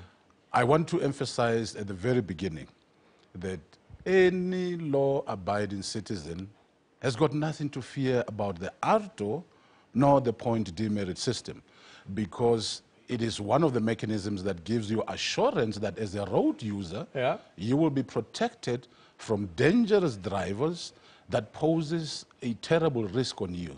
We know, as Honorable Minister Joe Masonganji gave the statistical analysis when he was addressing Parliament, it's a lot of people that we're losing unnecessarily on our road network. If I give an example, averaging just over 12,000 on an annual basis. If you look at the last 7 or 8 years, we have lost as many people as can easily fill the National Soccer Stadium. 45 a day now. Absolutely. That is crazy. And this is something that is absurd. It's an untenable situation. And one of the worst things is the people that we are losing have not been people that have really been sick. In the main, these are economically active, fit and healthy people that make a positive contribution towards the development of our country. And we need those people to continue making a contribution. We see the pictures of motorists now, and we're talking about how this is going to improve their behavior. But how is this system actually going to work, and how do you monitor it? Because it's great to have these systems that look great on paper, but our problem in South Africa with everything that we have, even our constitution looks great on paper. But how do we implement it and make sure that we adhere to the principles of implementation? Well, that's a good point. One of the things that we had looked at is to put emphasis on joint responsibility, because road safety is not only a governmental responsibility. You and every one of our ordinary citizens enjoy the use and benefits of the infrastructure network, which is among the very best in the world. In order for you to have that protection, government puts in place the applicable systems that would enhance road safety. But it's for you and me as road users to take our responsibility and make sure that we become responsible on the road network, and thereby guarantee not only your own personal safety, but the safety of other road users that you will meet as we interact on the network. We see the wonderful men and women in uniform on screen now doing their work out there, doing a tough, unforgiving job at times. But our viewers, they complain. They say these men and women make it difficult because at times they are involved in corrupt activities, which makes the public and road users lose faith in the system and therefore engage in bad behavior. Well, let me emphasize the point that if you're talking about bribery or corruption that may happen, it is not a one-dimensional thing. It takes two to tango. And in this respect, it is contributions that are made by those that want to source bribery and those that are prepared to be able to offer it. And therefore, we need to be able to change our mindset as road users and understand that whereas you may think that you are benefiting by getting away at this particular juncture, but in fact, by getting that money, you're contributing towards somebody else either seriously being injured along the road or somebody losing their life. Whereas as a law enforcement officer, you could have been firm and mete out the applicable provisions of the Act. Similarly, as members of the public, we need to ensure that we become responsible if we commit mistakes, and we must be able to live up to it and stop offering bribery. There you go. It's a two-way street. That's on point and right. Penalties. Talk to me about the penalties that the drivers will be facing and what will happen to them when they step outside the breach in this case. Absolutely. Even the way that it works is not every single infringement attracts demerit points. Firstly, we operate on the basis that is a common understanding. A driving license always belongs to the government. I am merely given the privilege to exercise the freedom to drive, the freedom of movement, and in order to do so, I'm given the driving license. But to continue having that privilege, I must abide by the conditions that have been given for exercising that privilege. And that's why one of the things that we were implementing through the demerit point system, if I become irresponsible and I commit traffic violations, if it is a violation that attracts demerit points, the demerit point will be allocated according to the level of the severity. Let me give an example. It's the end of the month. It's a hectic period. I've gone to do my shopping, and I've parked at a particular spot. After some time, because it was busy, I have overstayed my welcome at that particular parking slot. Yeah. I'm not going to get a demerit point. Yeah. Yes, indeed, it becomes an infraction in itself, Yeah. but it does not attract demerit points. Yeah.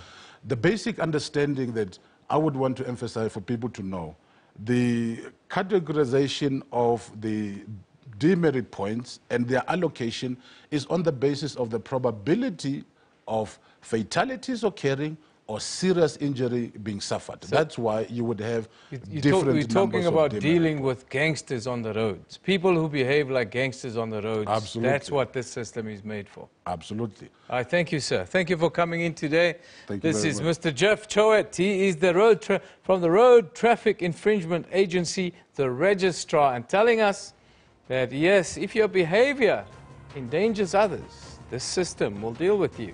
We're going to take a short little break. When we come back, Justice Project South Africa will respond to this conversation. Don't miss that.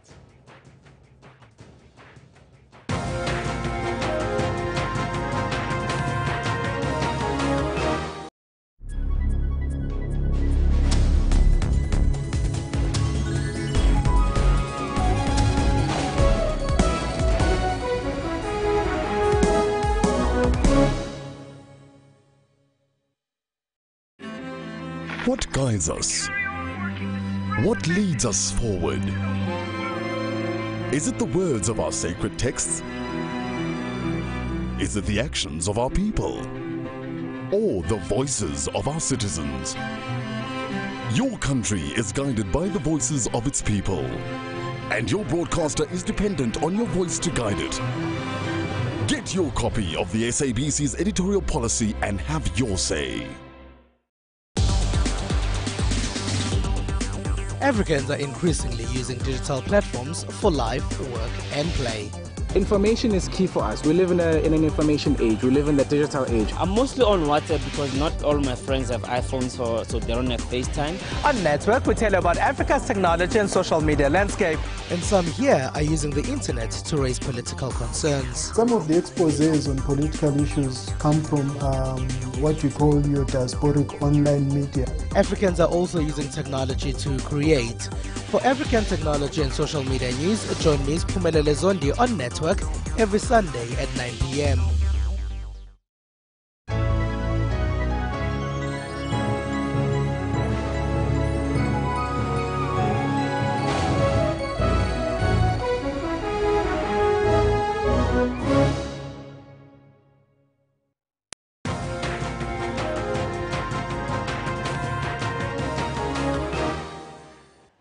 Hello again. Very good morning to you. You're watching Newsroom. Now, the Administrative Adjudication of Road Traffic Offences, or ARTO, that's the bill, still needs to be taken to the National Council of Provinces for adoption, where it will then be signed into law by the President of the country. But with a 12-point demerit system set to be implemented for road users, there are some skeptics that say this simply won't work.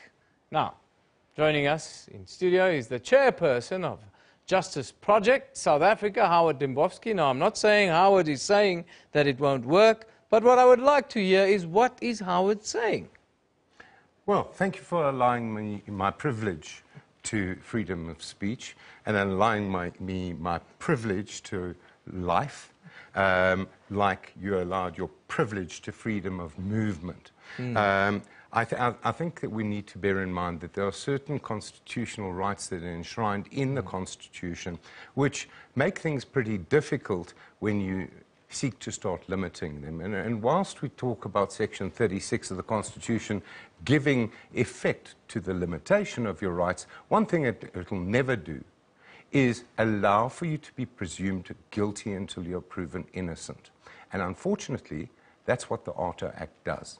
It presumes you to be guilty until you prove yourself innocent. But let's talk about the points demerit system that's what we're here about. Let's talk about Mr. Traffic Cop stopping you at the side of the road and saying, This particular infringement notice I'm giving you now is going to be tantamount to 3 demerit points. You've already, you know, in the back of your mind that you've gone around, you're not exactly the most compliant road user, and you've already incurred 10 demerit points. This means that your driving license is going to be suspended for a period of 3 months on the incursion of the 13th point.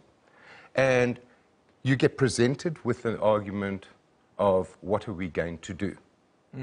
Now, if one weighs up what people need driving licenses for in South Africa against a points demerit system and our public transport infrastructure, etc., that even a saint will consider paying a bribe to that traffic officer. It's absolutely extraordinary that our authorities have been aware of the fact that one of the most prolific places of corruption in the country exists in traffic law enforcement. And yet, what have they done to eradicate it? And I put it to you that they have done nothing. So now, let's talk about who will be affected by the points demerit system. People who drive to and from work and incur speeding fines will definitely be affected by it. If they have the morality that keeps on getting preached here, they will not drive. But your delinquent, your truly delinquent, couldn't give a damn type of road terrorists, let's call them that, won't give a damn about it at all, because they know that all they need do when they are stopped by a traffic cop is hand out a bribe. And if they're caught driving along with a suspended driving license, firstly, how is that cop going to know that it's suspended? And secondly, if they do know it's suspended, they're just going to be able to give them chocho and be on their merry way. Isn't it a little bit self-defeating to say that all the metro cops are corrupt and that this will not have any effect? No. And let me put it to you very, very simply. We're not asserting that all the metro cops are corrupt, and we're not asserting that all traffic officers are corrupt. But we're asserting that only a complete imbecile would assert that all of them are not corrupt. The fact is... Before we start with a name calling and that kind of thing, we have to find ways to make South Africa work. We do. What do you put forward to make it work without the name calling and the emotion? Very, very simply, you need to enforce road traffic laws physically and stringently. Those road traffic laws have to be very, very visibly enforced. If we have the system that we have now, where more than 90% of the infringement notices that are issued in South Africa are issued as pay-as-you-go speeding fines, where a person is sent a ticket in the post and told, cough up. That doesn't have an effect on road safety. The example that was used by Jaff with respect to no demerit points being attracted for parking offence, has nothing to do with road safety, or very little to do with road safety. But the fact is, we need to start focusing on road safety, and we need to make sure that we do not violate people's rights in the process of wanting to introduce a points demerit system. I'm not saying it's an altogether bad idea, but there are certain issues that need to be tackled properly, and we cannot trample over people's constitutional rights in the process. But surely that should be an issue that should be dealt on a case-by-case basis. We're talking about a system that works elsewhere in the world, and I think we all agree that we need to do something in order to stop the carnage and the anger on our roads. Most certainly we need to do something, but not do just anything and not adopt the attitude of the end justifies the means. The fact is that if you're going to embark on a carnage reduction type of exercise, you need to adopt a holistic approach. And we've been saying this for donkey's years, even nothing's changed. Nothing's changed in what we've said. But you cannot turn around and assume that a person is guilty until they prove themselves innocent. That goes completely against the Constitution. And the fact is that that's what the ARTA Act does. And it's a problem because you are not allowing people their constitutional right to a fair trial. You're saying they're guilty, and if they don't take action within XYZ period, then sanctions will be imposed on them. That's problematic. So these are the things that need to be ironed out. And, quite frankly, we need to make sure that our traffic law enforcement is consistent, is visible, and is free of corruption. Not that we just start tackling it. We have to make sure that it is free of corruption. Howard, thank you very much for joining us. Yes, the big C word, he says. So system is only as good as the enforcement. And, well, we'll see how this plays out in the weeks and months to come. Thank you very much, Howard Demboski, the chairperson of the Justice Project South Africa, talking to us, of course, about the 12-point demerit system that will be implemented here in South Africa to deal with the carnage on our roads. Time now for sport. Kendall is standing, or sitting by rather. He's got Jody there to give you guys a total heads up about the Springboks' chances against the All Blacks this weekend.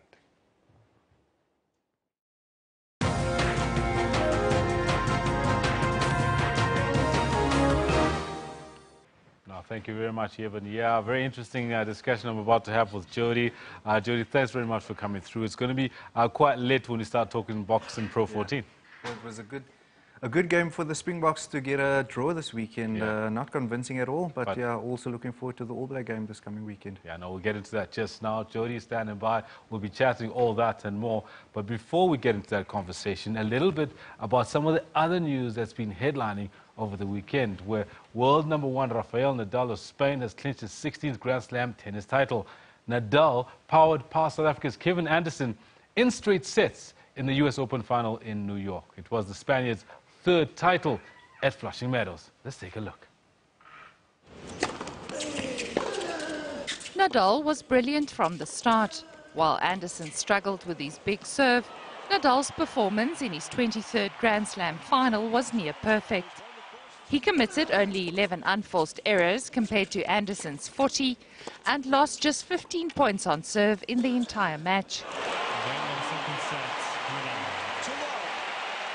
Nadal never faced a breakpoint and recorded a 6-3, 6-3, 6-4 victory in 2.5 hours.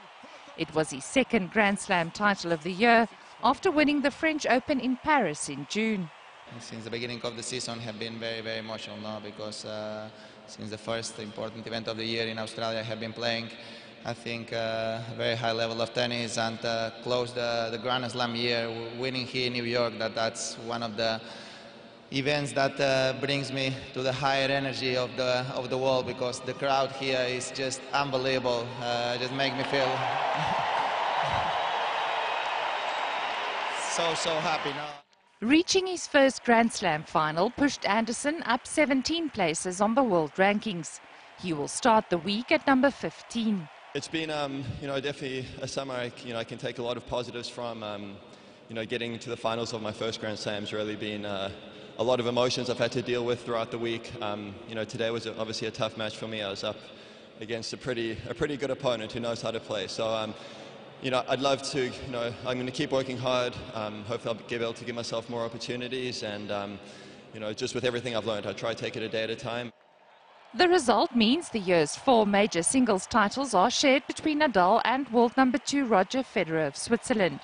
Federer has won 19 Grand Slam titles overall, 3 more than the Spaniard. Liesel Zankel, SABC News.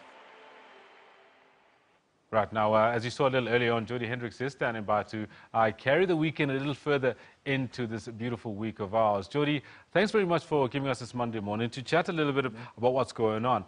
Before we get into the rugby, though, just a quick check with you. Kevin Anderson has done quite a lot in terms of getting us, for example, to be talking about tennis on a Monday morning. It's not just about the football, the rugby. What do you make of his ascendancy to headlining news over the weekend? I think phenomenal. To think 18 months ago he was unsure about his long-term career goals, having to play again. He struggled with the hip injury, and now he played in the final of a Grand Slam. And I think for South African teams, that's definitely on the way up. It's put us back on the map, and well done to Kevin Anderson. Unlucky for him going down to a very confident Rafael Nadal. It was a bit of a bridge too far, though, wasn't it? Yeah, I think, but the experience will do him well going forward. I think he's got a good 2-3 years left in him, and hopefully 2018 he can build on it and go do well at some other Grand Slams. No, well put, well put. Now, let's get into some of the rugby from the weekend, and let's recap some of what it is that that happened. You know, a mixed bag of emotions that we got as the rugby watching public from South Africa. A draw, you know, not that great. In fact, you put it perfectly over the weekend. You said, some people have said it's like getting a draw is like kissing your niece, and you said it's actually worse. It's almost like kissing your nephew. Yeah. And tell us a little bit more about. I thought it was really funny. I think definitely by far the worst game the Springboks played in 2017. Kendall, a lot of build-up, a lot of positive build-up to this game. I think we were outplayed in the first half. I think our forwards let us down big time, and the back line. I don't think as a unit they gelled. There was moments of individual brilliance like we saw with the try with Jesse Kriel. But as a team, I think the team were outplayed. I think the Australians asked a lot of questions in terms of defence, especially when Kurtley Beale went over without being a hand put on him. So I think a lot of lessons would have been learned by the Springboks this weekend, and a lot of tough questions that Alistair will be put to Alistair this week ahead of the All Blacks waiting next week. What do you think happened in that first half? There are two things that I really want to touch on with regards to the Springboks, because the way I saw it is the fact that they managed to come back in the first place is definitely cause for celebration, that they managed to come back. Yeah. But that they actually performed the way they did in the first half is definitely cause for concern.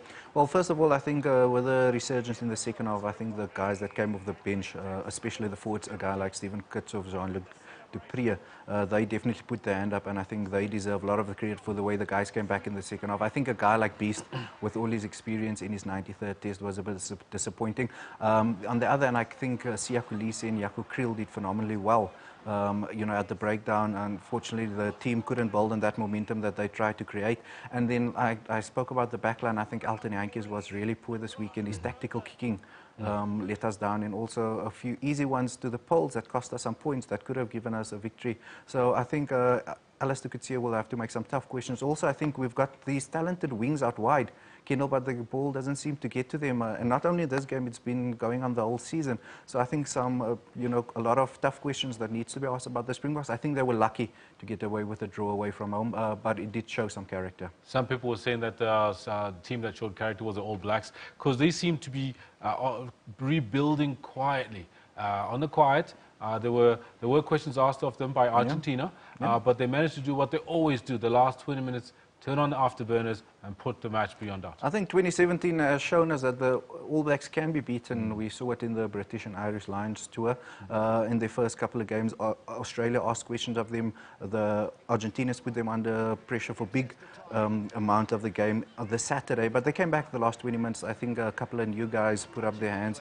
I think Damien McKenzie is making the number 15 jersey. So, and Bowden Barrett, for me, was surprisingly a bit disappointing. Yeah. And then I think the battle for the number 9 jersey, Kabalo and those guys putting a lot of pressure on Aaron. No, very good. We'll see how it pans out. Let's hope that they are still in this kind of form this coming weekend, that we can manage to get one or two over them. Some other rugby happening over the weekend is Pro 14. It's the second week of Pro 14 rugby. Cheetahs and Kings getting clapped, getting beaten again.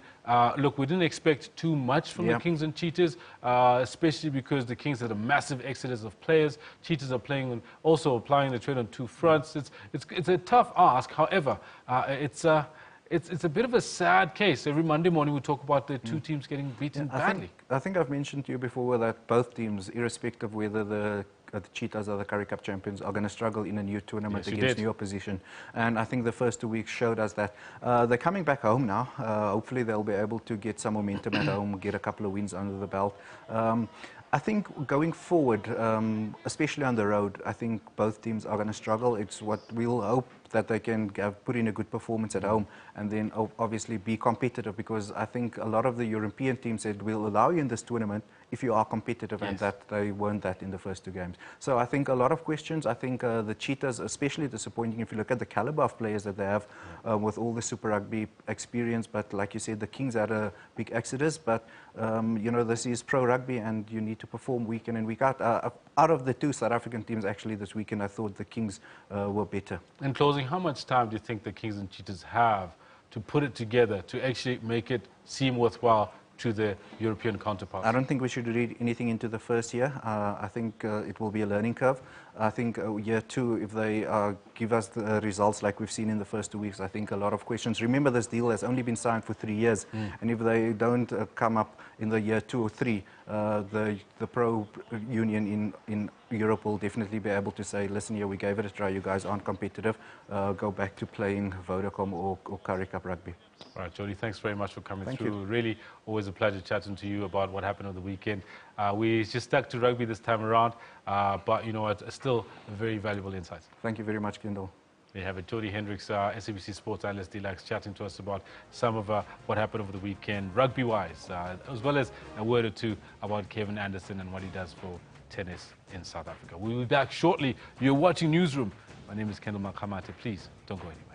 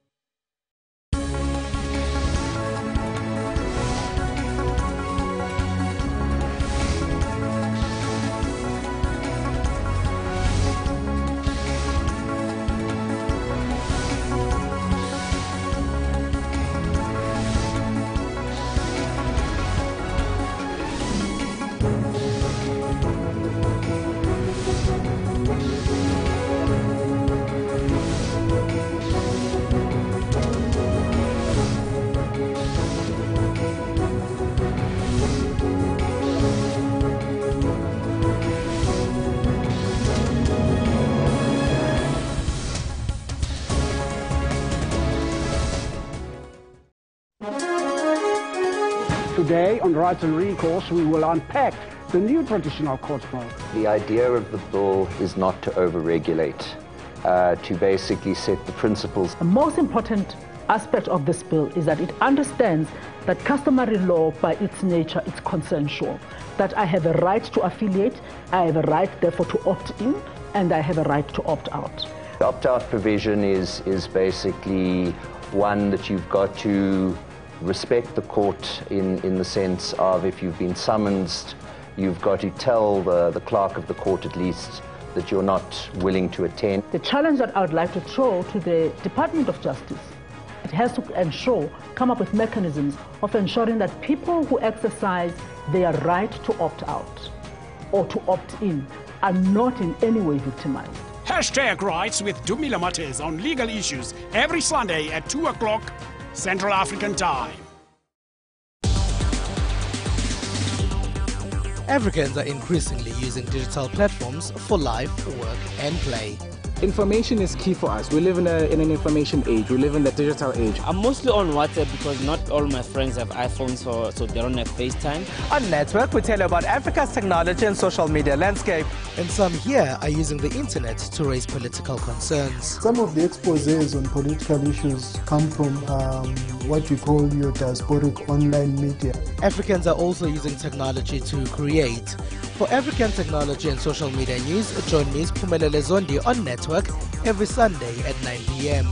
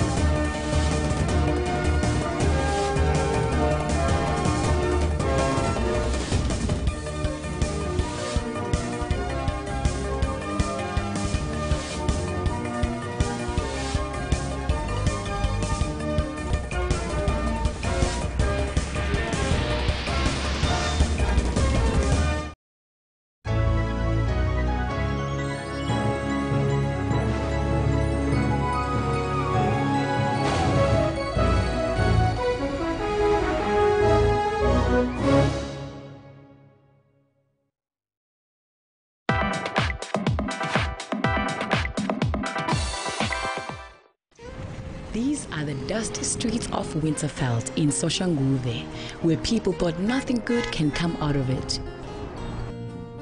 Noma Mahlango started a youth development project to change everyone's perception about her community. This is her story.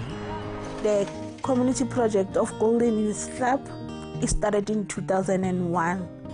And then when it started, it didn't even have a name.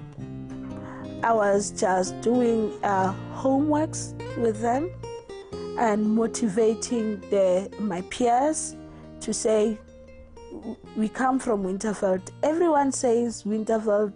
Only people who are coming from Winterveld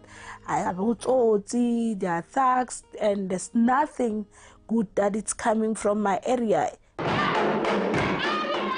This project blossomed from its inception.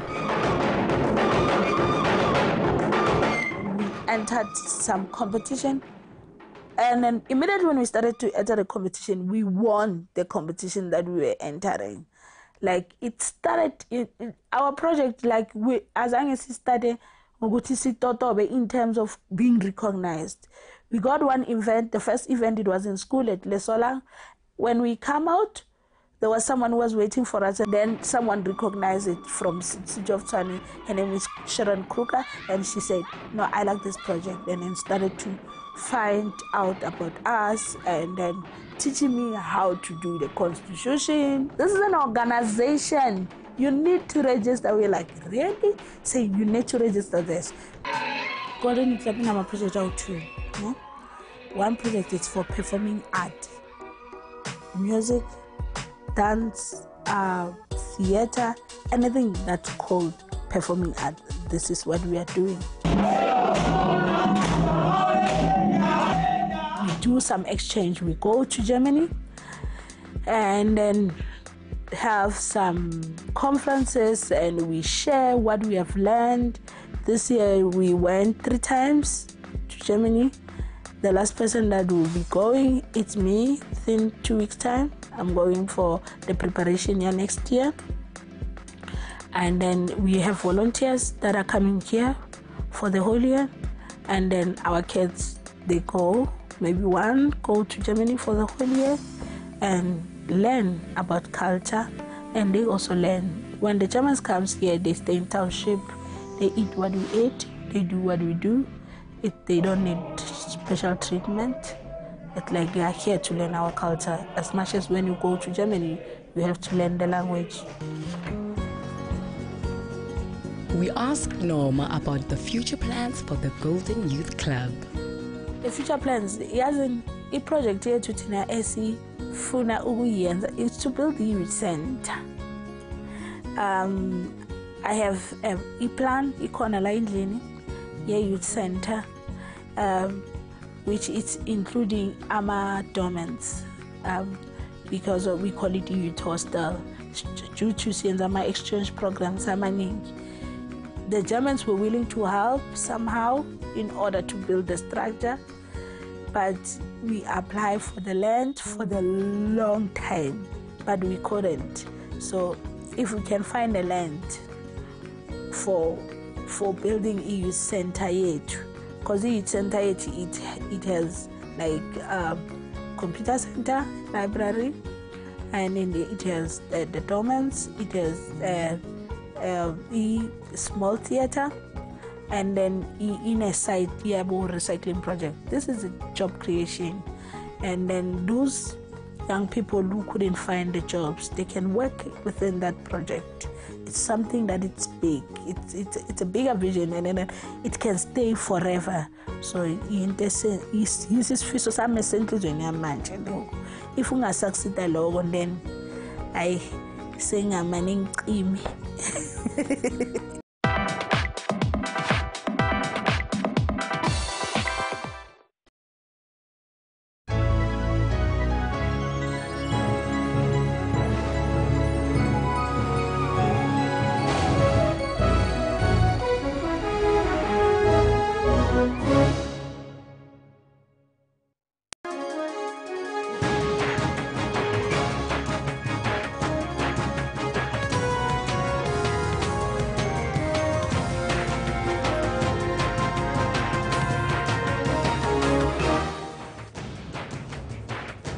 Jumbo Africa.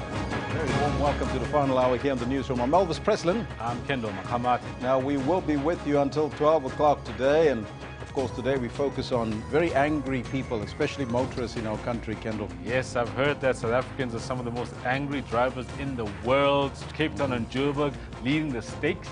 That's right, and that's why we're asking you, what are your most recent road rage experience? Now, you heard it from some of our speakers a little bit earlier in terms of what they are suggesting you should do when you find yourself in a situation like that, but let's take a look at what you are telling us on the Twitter handle. First up, we've got Katlego saying, I experience road rage every day with Toyota Quantums when they battle to pick a passenger on the next stop ahead. It's a race every day for a 20 Rand per passenger. Well, this one coming from Gadani says, let me just say taxis, oh my word, taxis. They have no regard for rules of the road. Nothing makes people rage more than taxis. Almost sounds like a poem there for the taxi industry. But we're also conducting a poll because we want to find out how do we tie this up with, of course, the law enforcement in our country, Kendall. 100%. There's a 12-point demerit system being mooted, and want to find out from you, will it actually work? Is that system for bad driving, will it work in South Africa? Well, you heard there, 237 of you have voted thus far. 56% are saying no, it will not work. Only 44% are saying yes, it will work. Well, it's a sizable numbers either way, saying yes and no. And the reasons, of course, you're sharing with us. This one from Tsunda says they'd rather leave the status quo as it is than introduce a demerit system. We all know people will find a way around it. That's the same sentiment that Howard Dembowski expressed a little bit earlier. Yeah, Mark Homeless says, if officers lost their jobs on a daily for accepting bribes, maybe. This just raised the price of Coke, nothing else. Like petrol price, drivers will pay. Well, there goes the price of a Coca-Cola going up when you're being stopped. But we continue to look at your comments. But we're also focusing on sports. It was a busy sporting weekend this weekend past. Yes, summer's here. From tennis to soccer to rugby, right? Yeah, phenomenal. It was great. Had a chat with Jody Hendricks a little earlier about the rugby. And you know what, the tennis as well was just right up there with some of your comments. We want to find out from you, though, what did you watch this weekend? What is it that was your sporting highlight from the weekend? Let's take a look at what you're telling us. Maslomola says the box did something special. Benny could be South Africa's Zinedine. Kevin showed it's possible. It was a great sporting weekend. Couldn't agree with you more, Maslomola. Colin Mapuza says Manchester City beating Liverpool 5-0. 5 hot ones for Liverpool from Manchester City over the weekend. That was his. Well, Alex says when Manchester City walloped Liverpool, well, that was a beating almost like a stepchild receiving it. Well, these are some of your comments. Please keep them coming. We'll read them as we continue. But right now, let's get down to business and take a look at your news headlines.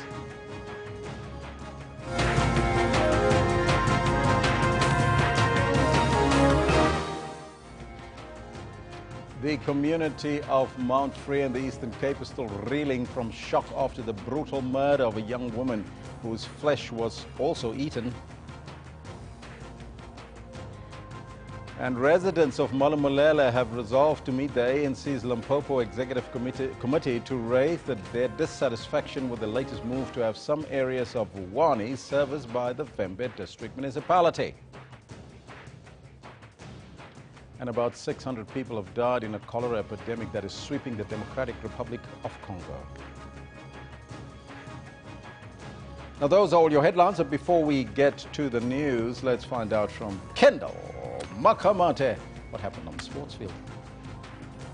Thank you very much, Elvis. Good morning to you. This is what we've got for you in the sports today.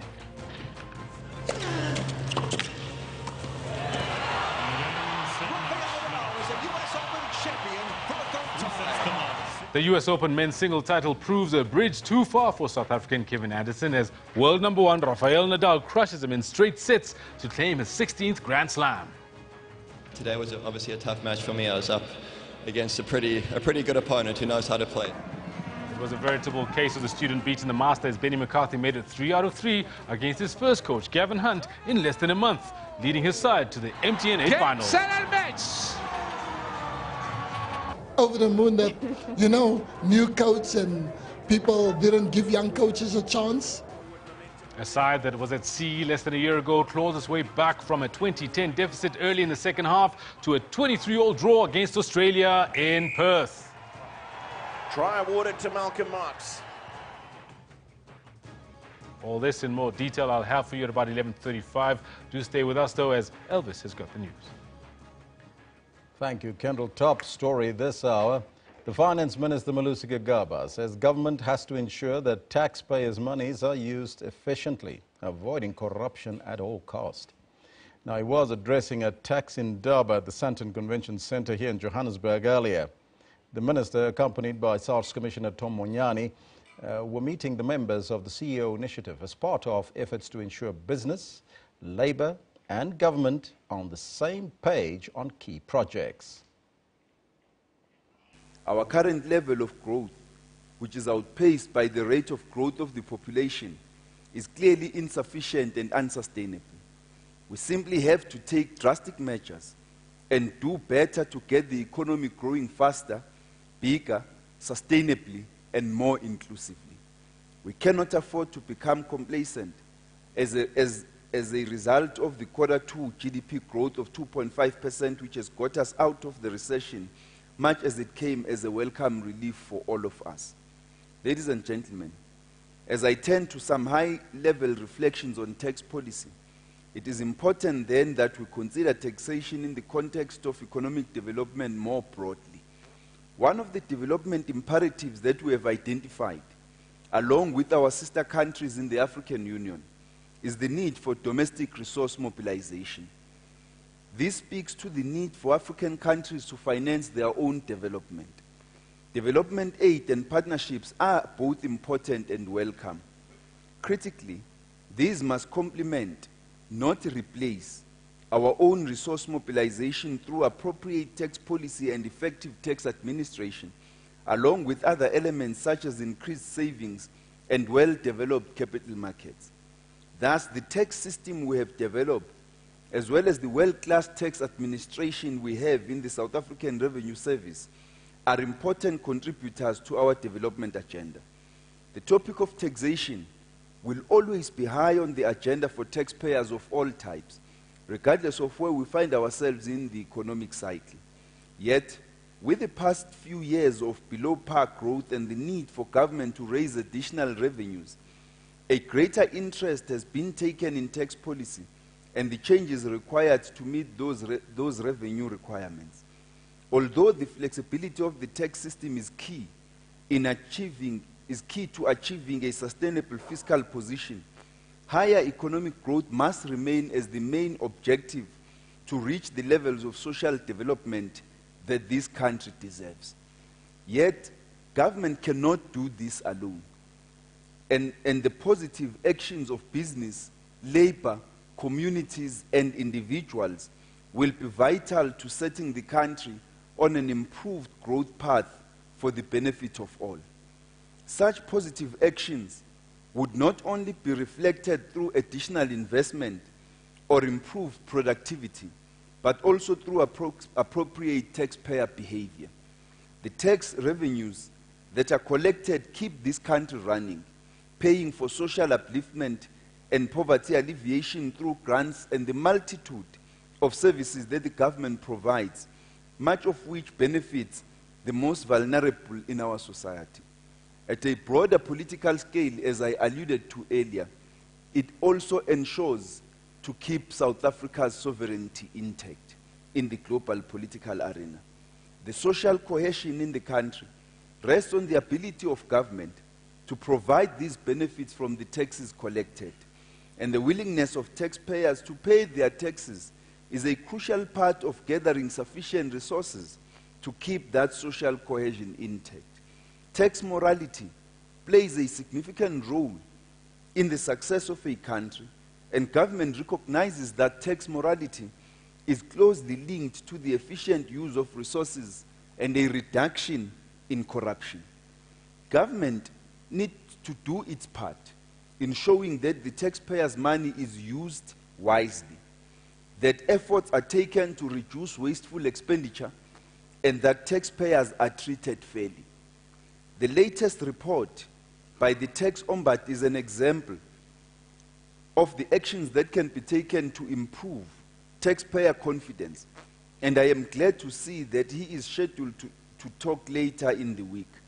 Alongside these efforts, taxpayers should recognize the importance of their contributions and their behavior to the functioning of our society. I beg your pardon. Residents of Molomolela have resolved to meet the ANC's Limpopo Executive Committee to raise their dissatisfaction with the latest move by the provincial government to have some areas of Vuwani serviced by the Vembe District Municipality. Residents of Vuwani embarked on a shutdown of services 2 weeks ago. The Limpopo provincial government's decision that the Vembe District Municipality and other provincial departments service some areas in Vuwani is not aimed at disempowering the LIM 345 local municipality, but to improve service delivery in the area.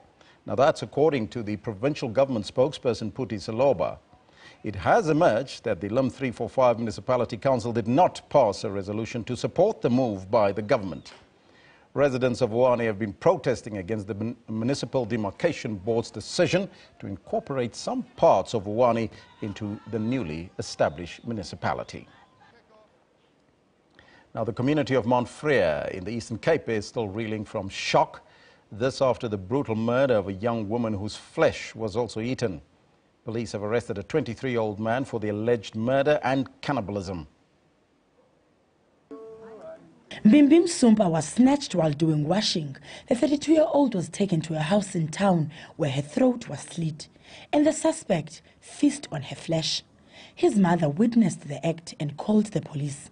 Masumpa's family say the matter has opened old wounds.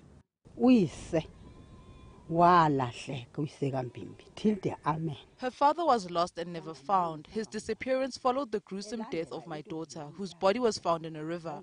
My daughter was with her child, who was never found. The bizarre incident has left the residents in shock. They called on government to intervene. This is satanism. You must follow it. Government must follow this thing. We are scared. It don't happen in our country. This is bad. Meanwhile, the families say they have no means to bury their daughter. As the municipality, we'll be assisting the indigent family where this barbaric incident happened. The Eastern Cape is no stranger to acts of cannibalism. Earlier this year, a 4-year-old boy was slaughtered like a sacrificial lamb by his own uncle, who also ate his flesh. Simkita Manqonana, SABC News, Kwabhaca. King Goodwill Zwelithini has called for the scrapping of the Moerane Commission of Inquiry probing the political killings in KwaZulu-Natal. Predicting its outcome will not stop the killing, so says the King. The King further went on to say that the answer lies with the voters. He was addressing thousands during the Reed dance at the Oyukeni Royal Palace in Nongoma. King Goodwill Zwelithini weighed in on the latest killings in the province. He says since the advent of democracy, the province has been plagued by political conflicts. 10 high-ranking politicians have been killed this year alone. The Moerane Commission of Inquiry was set up to probe such killings in the province. We never had these commissions before, but now that politicians are being killed with commissions, that's nonsense. I could instruct everyone not to vote in 2019 if needs be. The King says only the voters will solve the problem. There's no political party that can end the violence, but you as the voters carry that power because you are the ones dying, not them. Over 30 cases of political killings are being investigated in the province. Sibonga Gonkembata, SABC News, Enyogeni Royal Palace, KwaNongoma. The meeting of the High-Level Committee of the African Union on Libya have expressed concern about the deteriorating economic and humanitarian as well as security situation in Libya. In relation to this, the meeting concluded on coming up with a roadmap to remedy the situation. However, no details of that particular roadmap were outlined. The meeting concluded its deliberations on Saturday with an understanding that there was no military solution to the Libyan situation. The meeting further expressed satisfaction in being able to bring all warring parties in Libya together under one roof to discuss their problem. President Zuma, one of the head of state participating in the meeting, welcomed the commitment of all the Libyan stakeholders to pursue their efforts to promote peace. The presence of the Dialogue Committee of both the House of Representatives and the High State Council in Libya was also welcomed. What we take is the fact that all parties from Libya, for the first time, they were converging in their views about the need to resolve their matter. And I must say there was a very big consensus in their presentation and the sense of urgency that they want indeed this matter to be resolved. I think it was the first time in my experience that we had this kind of an understanding wherein they could be under one roof and have the discussion and explain and present the desire that they would want this matter to be resolved. So that is what I think all of us are taking away, that this has been a step forward. The UN Secretary General's efforts to encourage his representative to pursue a close coordination with the AU was given a thumbs up. We have, for an example, adopted a roadmap of the follow-up in terms of implementing what has been agreed, and it has been agreed.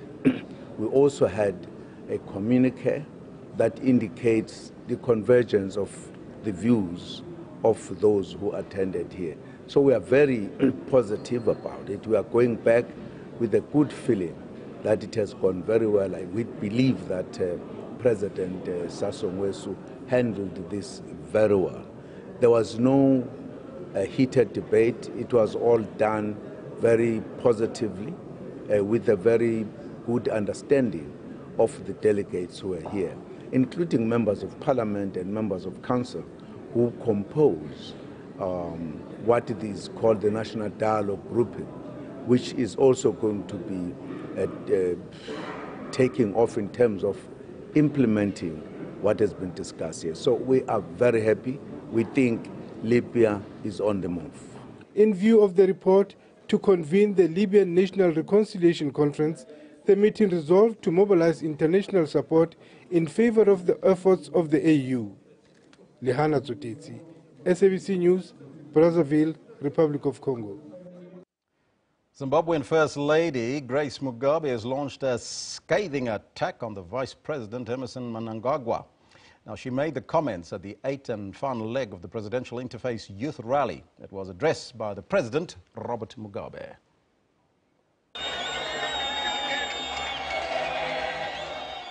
Another memorable event for ZANU-PF supporters.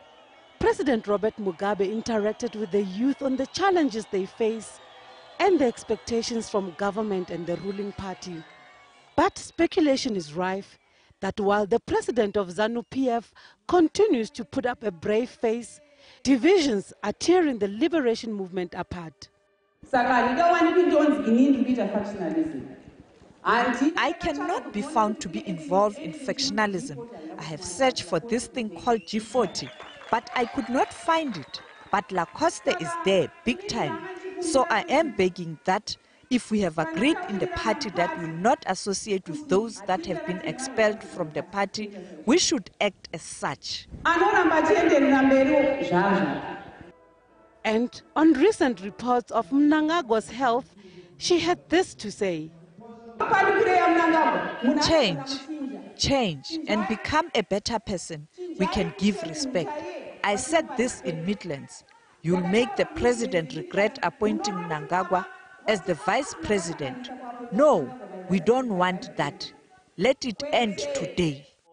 But the president tried to put out the fires, giving a stern warning to both factions. He's urged his vice to heed the call for unity. Some will say, like me, I'm the president now. Then I want to leave so and so. I want to leave Ms. Mugabe. I want to leave Emmerson. I want to leave Mpoko as my successor. It's contrary to the Constitution. I cannot do it. It's not allowed. The Constitution says a person is elected at Congress, and I follow. I'm a lawyer also. I follow the law, follow the regulations very strictly. I don't want to be said I left my wife. No. That is done by others in French countries. President Robert Mugabe is expected to depart for New York to address the United Nations General Assembly. Ndundu Sitole, SABC News, Johannesburg. Still on the continent, about 600 people have died in a cholera epidemic that is sweeping the Democratic Republic of Congo. The World Health Organization says the epidemic has hit at least 10 cities, including the capital, Kinshasa. Now, it comes as more than 1 million people have been displaced by the violence in the Kasai region. The WHO says that health officials have recorded more than 24,000 cases of the disease there. Now, it has sent a team of experts to the DRC in an effort to contain the disease. Further afield now to the United States, Hurricane Irma is lashing southern Florida with 210 kilometers per hour winds and flooding Miami streets and knocking out power to more than 1.6 million homes and businesses. The storm has already killed 24 people in the Caribbean and pummeled Cuba with 11-meter waves. Some 6 million people have been ordered to evacuate southern Florida. We'll keep you abreast of those stories as we continue today. But do you remember the song, Lady in Red? Well, we are no longer talking about the Lady in Red, but rather the Lady in White. This, as the White Dress Project from the United States tours South Africa to raise awareness of fibroids. Now, did you know that about 20 to 30% of our women in South Africa are affected by fibroids? And they are abnormal growths of tumors that develop in or on a woman's uterus. Sometimes these tumors become quite large and cause severe abdominal pain, heavy bleeding, and even infertility. Joining us in studio is the founder of the White Dress Project, Tanika Gray-Falbram, as well as, good morning, as well as Dr. Gary Sutwarts. Now, you both are here in studio now today, and you're wearing the white dress. Yes, proudly. I want you to tell me about the White Dress Project and how do you link it to fibroids? So, as a child of a woman who survived 2 sets of twins, losing 2 sets of twins, it was very important to me to share my legacy of my mother and to share what I've been going through with fibroids. I've suffered with fibroids for very long. As you mentioned, abdominal bleeding, heavy abdominal pain. And I felt that I had suffered in silence for so long with the epidemic. So I felt like I needed to do something about it because there were so many women who were suffering and didn't say anything about it. So I wanted to do something and raise awareness for it. So how did the white dress came about? So the white dress came about because I could never wear white. Because of the symptoms of fibroids, you always have heavy bleeding, heavy abdominal bloating, so you just never feel comfortable wearing white. And, you know, while it may seem something simple, you know, it proved to me how I had sacrificed my quality of life. And I wanted to make sure that that was something that was not going to hold us back anymore. So the white serves as empowerment, as hope. Obviously, when you're having these symptoms, you don't feel comfortable wearing white, but it proves empowerment and hope for women suffering with this epidemic. Doctor, the fibroids is not a topic that many want to talk about and to give insight into, especially for women and even men. So talk to me about it and how do you deal with it? Thank you, Elvis. Thanks for spreading this message. We at the Fibroid Treatment Clinic realized that, you know, the conversation needs to, you know, come out, that many people, many millions of South African women are affected by fibroids. So when we were contacted by the White Dress Project to be a local partner to spread this message, we jumped on that opportunity. And what I realized in my conversation with women and with people affected, that whenever I had a conversation, there was often a man involved, as you mentioned. So there's a husband or boyfriend or a partner, and they're often the ones who are starting the conversation. They're saying this is not normal. You shouldn't be so short of breath. Your life shouldn't be affected like this. Surely we can do something. They're going out onto the internet and finding a solution instead of women who are just suffering, and they're suffering terribly. And that's why we applaud Tanika and her bravery to come out and talk in a public space like this about her journey. So you'll be touring South Africa for Yes. about a month. You're from the US. So what do you, how will you engage the communities that you'll be engaging with? So I'm really excited to get to meet South African people. I think it's important that we share our stories and know that we have similar, stories to share. I think it's important that, we've partnered with the Fibroid Treatment Center to make sure that we reach women. We're not that different. We're not different at all, in my opinion. So it's important to share the stories and understand that we need to advocate for one another. Doctor, what causes fibroids? So the question is, we don't know exactly what causes fibroids, but we do know that they are hormonally sensitive, so young women don't have them, and as they progress in age with hormones, they will grow. There's definitely genetic factors. Women of West African origin, African heritage, definitely have more aggressive fibroids. They come in with very large fibroids that recur. They end up with multiple operations and infertility. And you can imagine our society not being able to have children, having a hysterectomy when you're very young. I mean, it's going to be a life devastating event. Now, Tanika, you'll also be targeting men with this particular campaign as well. Yeah, definitely. I think it's important to connect with men because obviously, the family structure is important. And when you're in a relationship and have, the issues of fibroids or symptomatic fibroids, it's important to be able to talk to your partner. And it's also important for your partner to be able to understand what you're experiencing. So I think it's very important to include men in the conversation. How does it affect relationships that you folks have? Oh, I can tell you stories, so many stories, but I think most importantly, having the support of your mate is most important. It affects relationships because when you are bleeding heavily, when you don't feel comfortable in your clothes as a woman, that can just affect the structure of a relationship. And the pressure of having to bear children, not being able to bear children, going through multiple operations and the pain. So it really is quite a destructive process. Doctor, talk to me about treatment, and is fibroids preventable? So the first answer to are they preventable, the answer is no. There are lots of theories on things that might cause them to get worse. Definitely hormones, things like the pill and so on can cause them to grow, pregnancy causes them to grow, but there's nothing you can do when you got them. So the question then is, most of them don't need treatment. So most women with fibroids get away with it. So they may need some painkillers, some iron supplements, but then there's a large group of women whose symptoms are so bad they need to do something about them. This is where the white dress comes in. So they've got symptoms that affect their lives, and they wearing white is just a symbol, but it affects their lives in many, many ways. They have crazy cravings for clay and other things. It affects the work.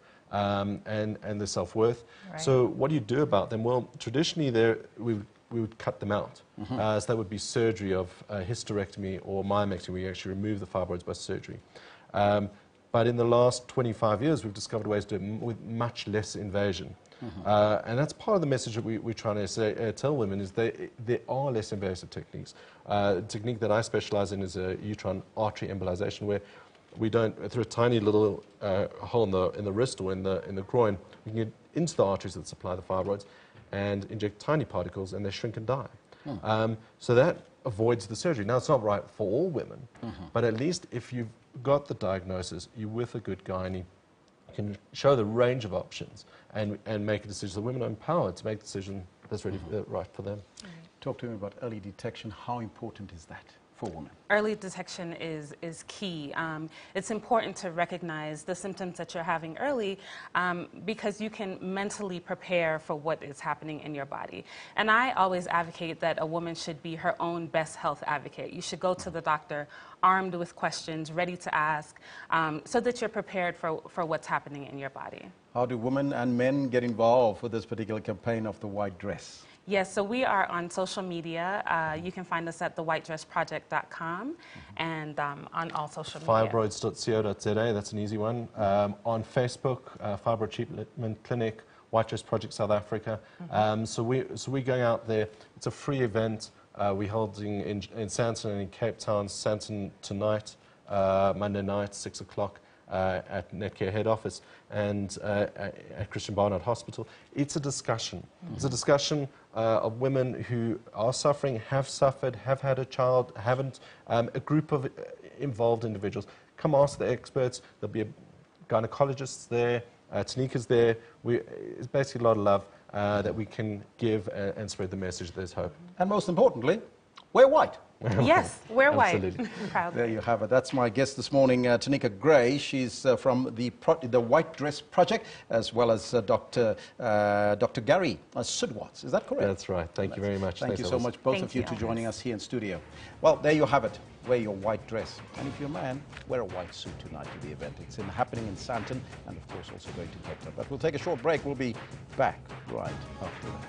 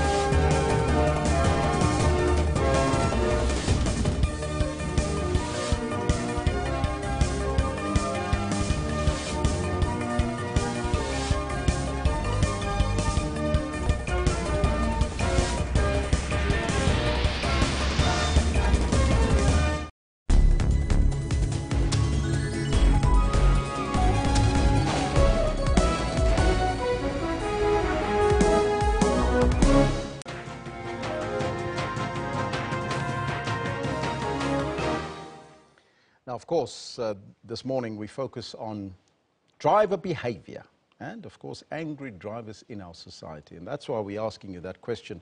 What are your most recent road rage experience that you had in South Africa? We'd like to find out from you on the Twitter handle at SABC Newsroom, as well as on the Facebook page. We'll look at some of the comments a little bit later.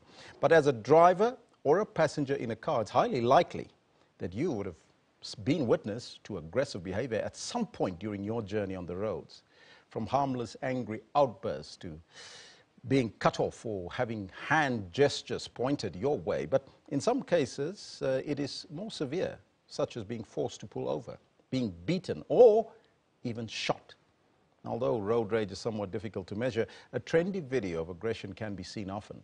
And although this may be entertaining to some, it's often a very serious situation that needs to be addressed in our communities. Joining us now in studio is the Department of Community Safety here in Johannesburg, the spokesperson, Rusapi Ngumalo. A very good morning to you, ma'am, and welcome. Thank you very much. Good morning. From your perspective, is there an increase in road rage, especially here in Gauteng? Yeah, it's bad. It is a crisis. You know, it's happening on a daily basis and it's affecting everyone. You know, they don't even respect when you are driving with your kids, because remember, the kids are the future of, you know. But it is a serious challenge, and it is unfortunate that we are facing motorists who are angry. They are always fighting, you know. A person comes home, he's got his own problems or her own problems, and then just want to take the anger on the road, on other road users, and it's not acceptable. Unfortunately, in Gauteng, it's happening, and we've experienced that, and we've, seen these things happening, you know, the road rage, you know, they fight, you know, physically fighting, because, you know. But again, one other thing that that adds to the road rage, it's the racial, you know, the racial attacks that have been happening in the province throughout, yes, you know, and it's not acceptable. Now, looking at Gauteng specifically, do you think that that problem is escalating? Because we've seen a number of videos of people posting these videos, and those videos that are being posted, are they helping anyone in return? No, they're not. They're making the situation to be worse. They, you know, because other people will try and you know, to do that thing, maybe to the other person while watching the video, you know, to say, I can also do that. Again, the mode or the make of transport where people are driving, they believe their vehicles, they're better than the other person. They are racing on the road, you know. So that contributes a lot to the driver behavior and reckless and negligent driving on our roads, speeding. You know, last week we've arrested a celebrity, you know, a professional soccer player that was driving at 226 kilometers per hour, you know, on the M1. And M1 is highways 100 kilometers per hour. So those are the things that tells you that we've got a serious challenge with regarding driver behavior on our roads. It's not acceptable and it's still continuing, and people want to practice it. People want to, you know, to outshine. They want to show the other road user that I'm driving a better car than yours. Now, you're talking about those contributing factors. One of the contributing factors, could it be that we are overcrowded, especially on our roads? We see peak traffic on a daily basis from morning to evening. It's not about overcrowding, you know, in South Africa. I think in Gauteng, yes, we've got more vehicles on our road on a daily basis. But again, the race issue, you know, if you are not in my color and then I must treat you differently, it contributes a lot. You know, like giving away to another motorist, I mean, it won't kill you. You know, and to be patient. People are not patient on the road. They're always rushing. And I don't understand what is happening on our roads. People are driving on the yellow lane. Even if there's an accident, people they are even, like, you know, try to be aggressive to us as law enforcement agencies. And it's not acceptable. It's not about congestion. It's about, and people must control their time. Because when a person is late, he just wants to frustrate everyone on the road. And he's got challenges at home, challenges wherever at work. And then you just want to, you know, take out your on other motorists. It's not acceptable. It's not about overcrowding. We've been having this vehicle in Gauteng. There are other countries that are having more people or more vehicles, more than, you know, Gauteng or South Africa. But the fact of the matter remains is people are not patient. People don't love each other. You know, we're always fighting on our roads, and it's definitely not acceptable. So what is your department then doing as the community safety? What sort of campaigns have you got to make people understand and to behave better and to teach them how to drive better on our roads? We've got road safety practitioners that before we enforce the law, they go out and teach people, you know, about fatigue, road rage, you know, to be patient on the road, to teach our learners how to cross the road and all that. They are talking to motorists on daily basis. You know, they are there trying to make sure that before we come as law enforcement agencies to enforce the law, at least people understand that. But unfortunately, it falls into deaf ears. That is why we are having more vehicles, more law enforcement agencies, the visibility, more especially our bikes, that are mainly concentrating on moving violation that is happening on daily basis on our roads. You know, people, they violate the act, the law, they don't care. You know, no one cares, you know. But we just want to say again, as Department of Community Safety, we are going to continue to have our awareness campaigns, you know, talking to people. We've got a hashtag Asifigeni, you know, take charge, you know, and road safety is everyone's responsibility. So we've got those campaigns that are continuing. Unfortunately, we won't give up, but the mandate of the department is to make sure that Gauteng remains a safe and a secure province. We are going to be visible there, and if you are misbehaving, unfortunately, we are definitely going to arrest you.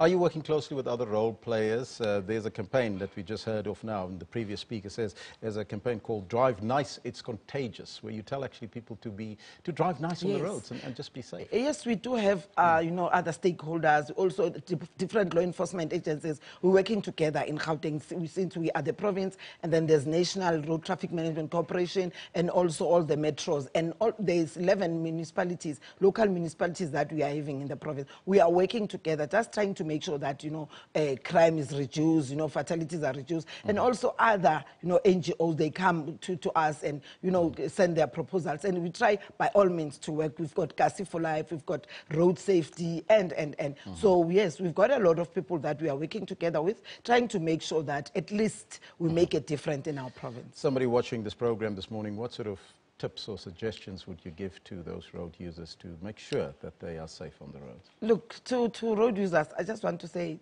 try and control the time. Because when you are late, you just want to frustrate everyone. because you didn't manage your time. You wake up late or something happened. So manage your time, because there's nothing that you can change. Unfortunately, you want to, your vehicle won't be able to, you know, jump other vehicles. I've seen this morning on the toll gate, people are not patient. They are driving on, you know, it's scary. It's scary out there. So I just want to say, let everyone be patient, and let's give one another a right of way. If you're driving and you give your brother or your sister right of way, you won't die. Let's practice patience and let's love one another. More especially with the different skin. People, they believe that because you are white, I'm black, and I cannot, we cannot drive in a right way. Let's give one another. It matters not whether you are black, green or white. Let's drive carefully. Let's make sure that road safety starts with you, and always give way and be patient on another and love one another. That's the last one I can say. I thank you so much for your time and joining us here this morning. That was much. the Department of Community Safety spokesperson, Busaping Ngumalo. Love one another. That's the message this morning. We'll take a break. We'll be right back after that.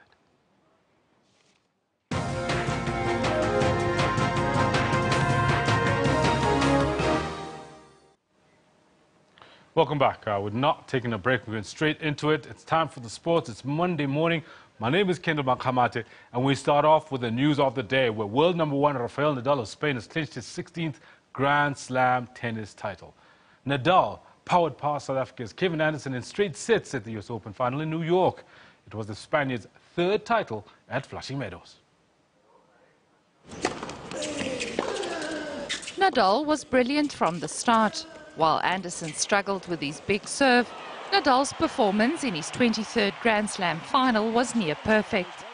He committed only 11 unforced errors compared to Anderson's 40 and lost just 15 points on serve in the entire match. Nadal never faced a breakpoint and recorded a 6-3, 6-3, 6-4 victory in 2.5 hours. It was his 2nd Grand Slam title of the year after winning the French Open in Paris in June.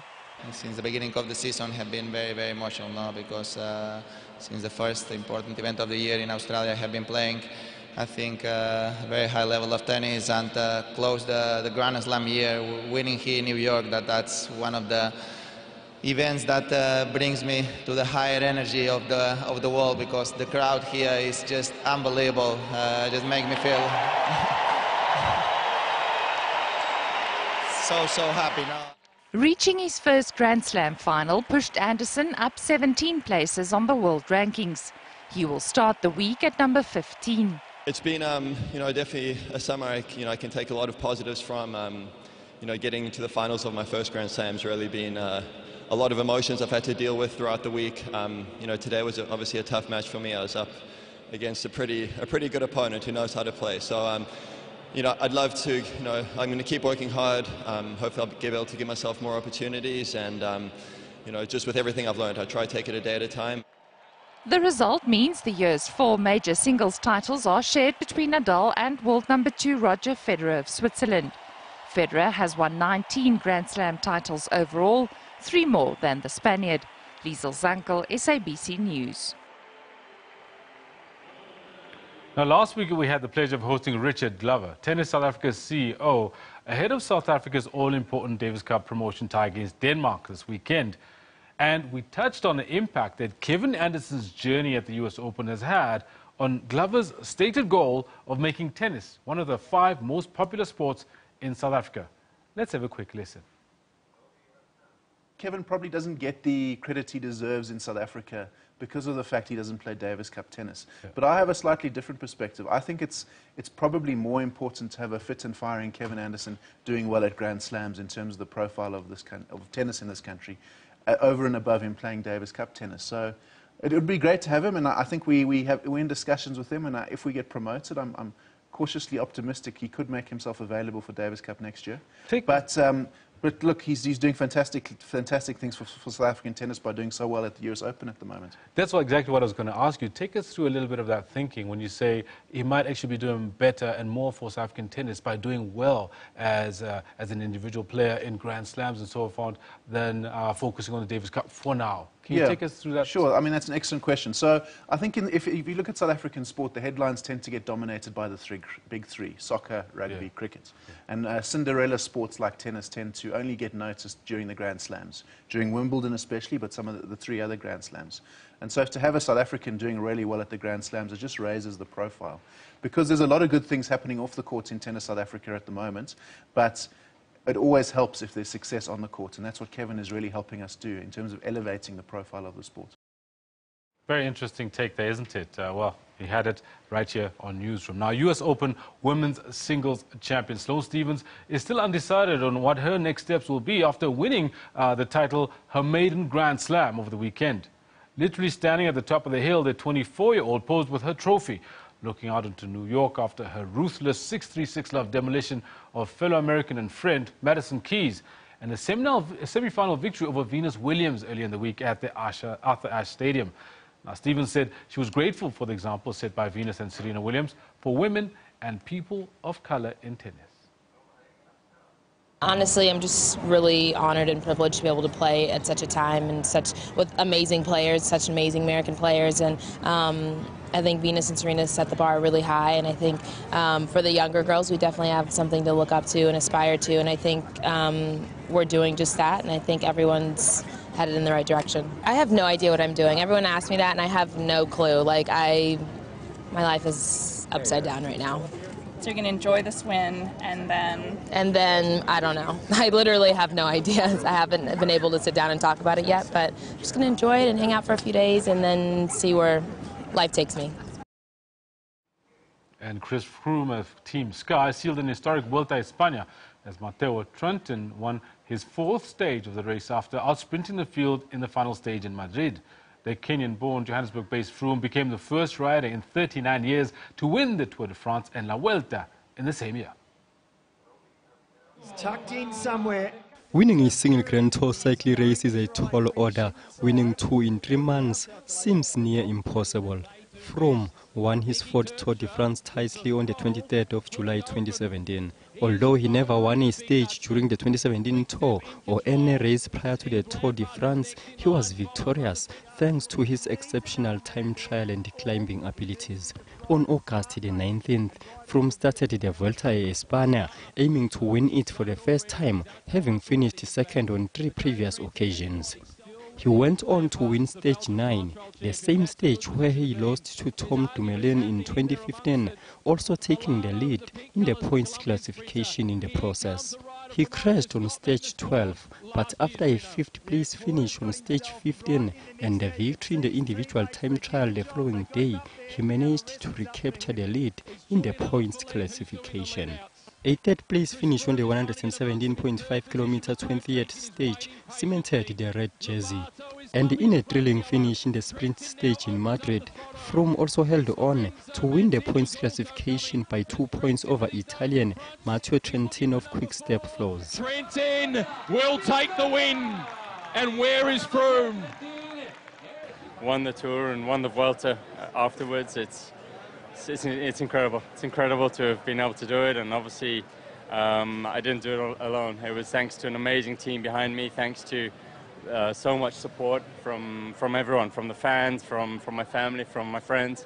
It's just been an amazing few months, and I want to thank everyone who's contributed to that. I've been fighting for this victory now for 6 years, and for 3 years I've been standing on the 2nd step, so it's just amazing to stand on the top step this time. Froome's victory left some licking their wounds. Yeah, he told me he wanted to defend it, and he made it. Yeah, it's a pity because with 4 victories and don't have the jersey is kind of a joke. But it's like this, so I think I can survive. With the victory, Froome became the first British rider to win the Vuelta and only the 3rd man to win the Tour Vuelta double in the same year, joining Jacques Anquetil and Bernard Hinault. Mtutu Ndlovu, SABC News. And Liverpool's Sadio Mane was dismissed for a challenge that saw goalkeeper Edison stretch it off as Manchester City destroyed their Premier League title rivals 5-0 on Saturday. As this happened, Tottenham beat Everton 3-0. Let's have a look at some of the goals from the weekend's action.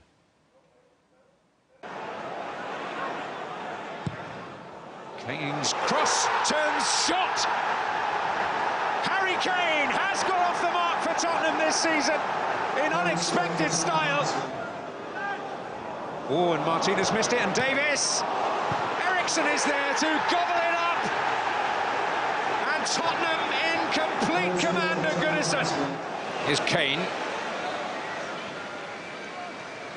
Ben Davis. In dangerously, and Kane is there. And within a minute of the start of the second half, Tottenham assert their authority again. Here's Aguero. Round the goalkeeper. Aguero scores, as he always does. And here goes Mane and Edison. It's a red card. Liverpool are down to 10. Mane is off. De Bruyne. Another free header. This time no flag. Jesus has scored. Fernandinho, he's in again. Sergio Aguero. Unselfish. Jesus is there to profit. De Bruyne. Sané. Here comes Mendy. And Sané! Lovely goal. Sané with no pressure on him at all. And that's what he can do. It was almost an invitation to shoot. And Liverpool will head back to Merseyside with tails firmly between legs. Comprehensive Manchester City victory. Now, to close off today's sports bulletin on Newsroom, quick look at the results from the weekend and the EPL. 1-0 win for Burnley as well as Newcastle. Crystal Palace manager under extreme pressure. No wins at all after 4 games. On Saturday, Manchester United 2-2 against Stoke. Arsenal getting it right, 3-0 against Bournemouth. A 3-1 win for Brighton against West Brom. Great start for Brighton. Everton 3-0 lost to Tottenham Hotspur. And Leicester going 2-1 down to Chelsea. Alvaro Morata showing the goods there. Southampton 2-0 beaten by Watford, and Manchester City 5 hot ones against 10-man Liverpool. Let's have a quick look at what's happening right here at home in the ABSA Premiership tonight. Monday the 11th, Free State Stars, they host Mamelodi Sundowns at Goble Park. 6 p.m. kickoff for that match. Then tomorrow evening, 7:30 kickoff for all of these matches. Amazulu against Maritzburg. Platinum Stars visit Supersport. Chipa against Baroka. Polokwane against Bloemfontein Celtic. And Orlando Pirates against Ajax Cape Town. Then on Wednesday the 13th at 7:30 p.m. again, Bidvest Wits. Wits will try to shake off the Blues and play against Golden Arrows in Cape Town City. Benny McCarthy's Cape Town City up against Steve Compella's Kaizer Chiefs. And that, ladies and gentlemen, is unfortunately where we have to leave it. Thanks very much for having stayed with us. Sure hope that you enjoyed the show. Join us again tomorrow morning, 9 a.m. till midday. You're watching Newsroom. Until then, listen.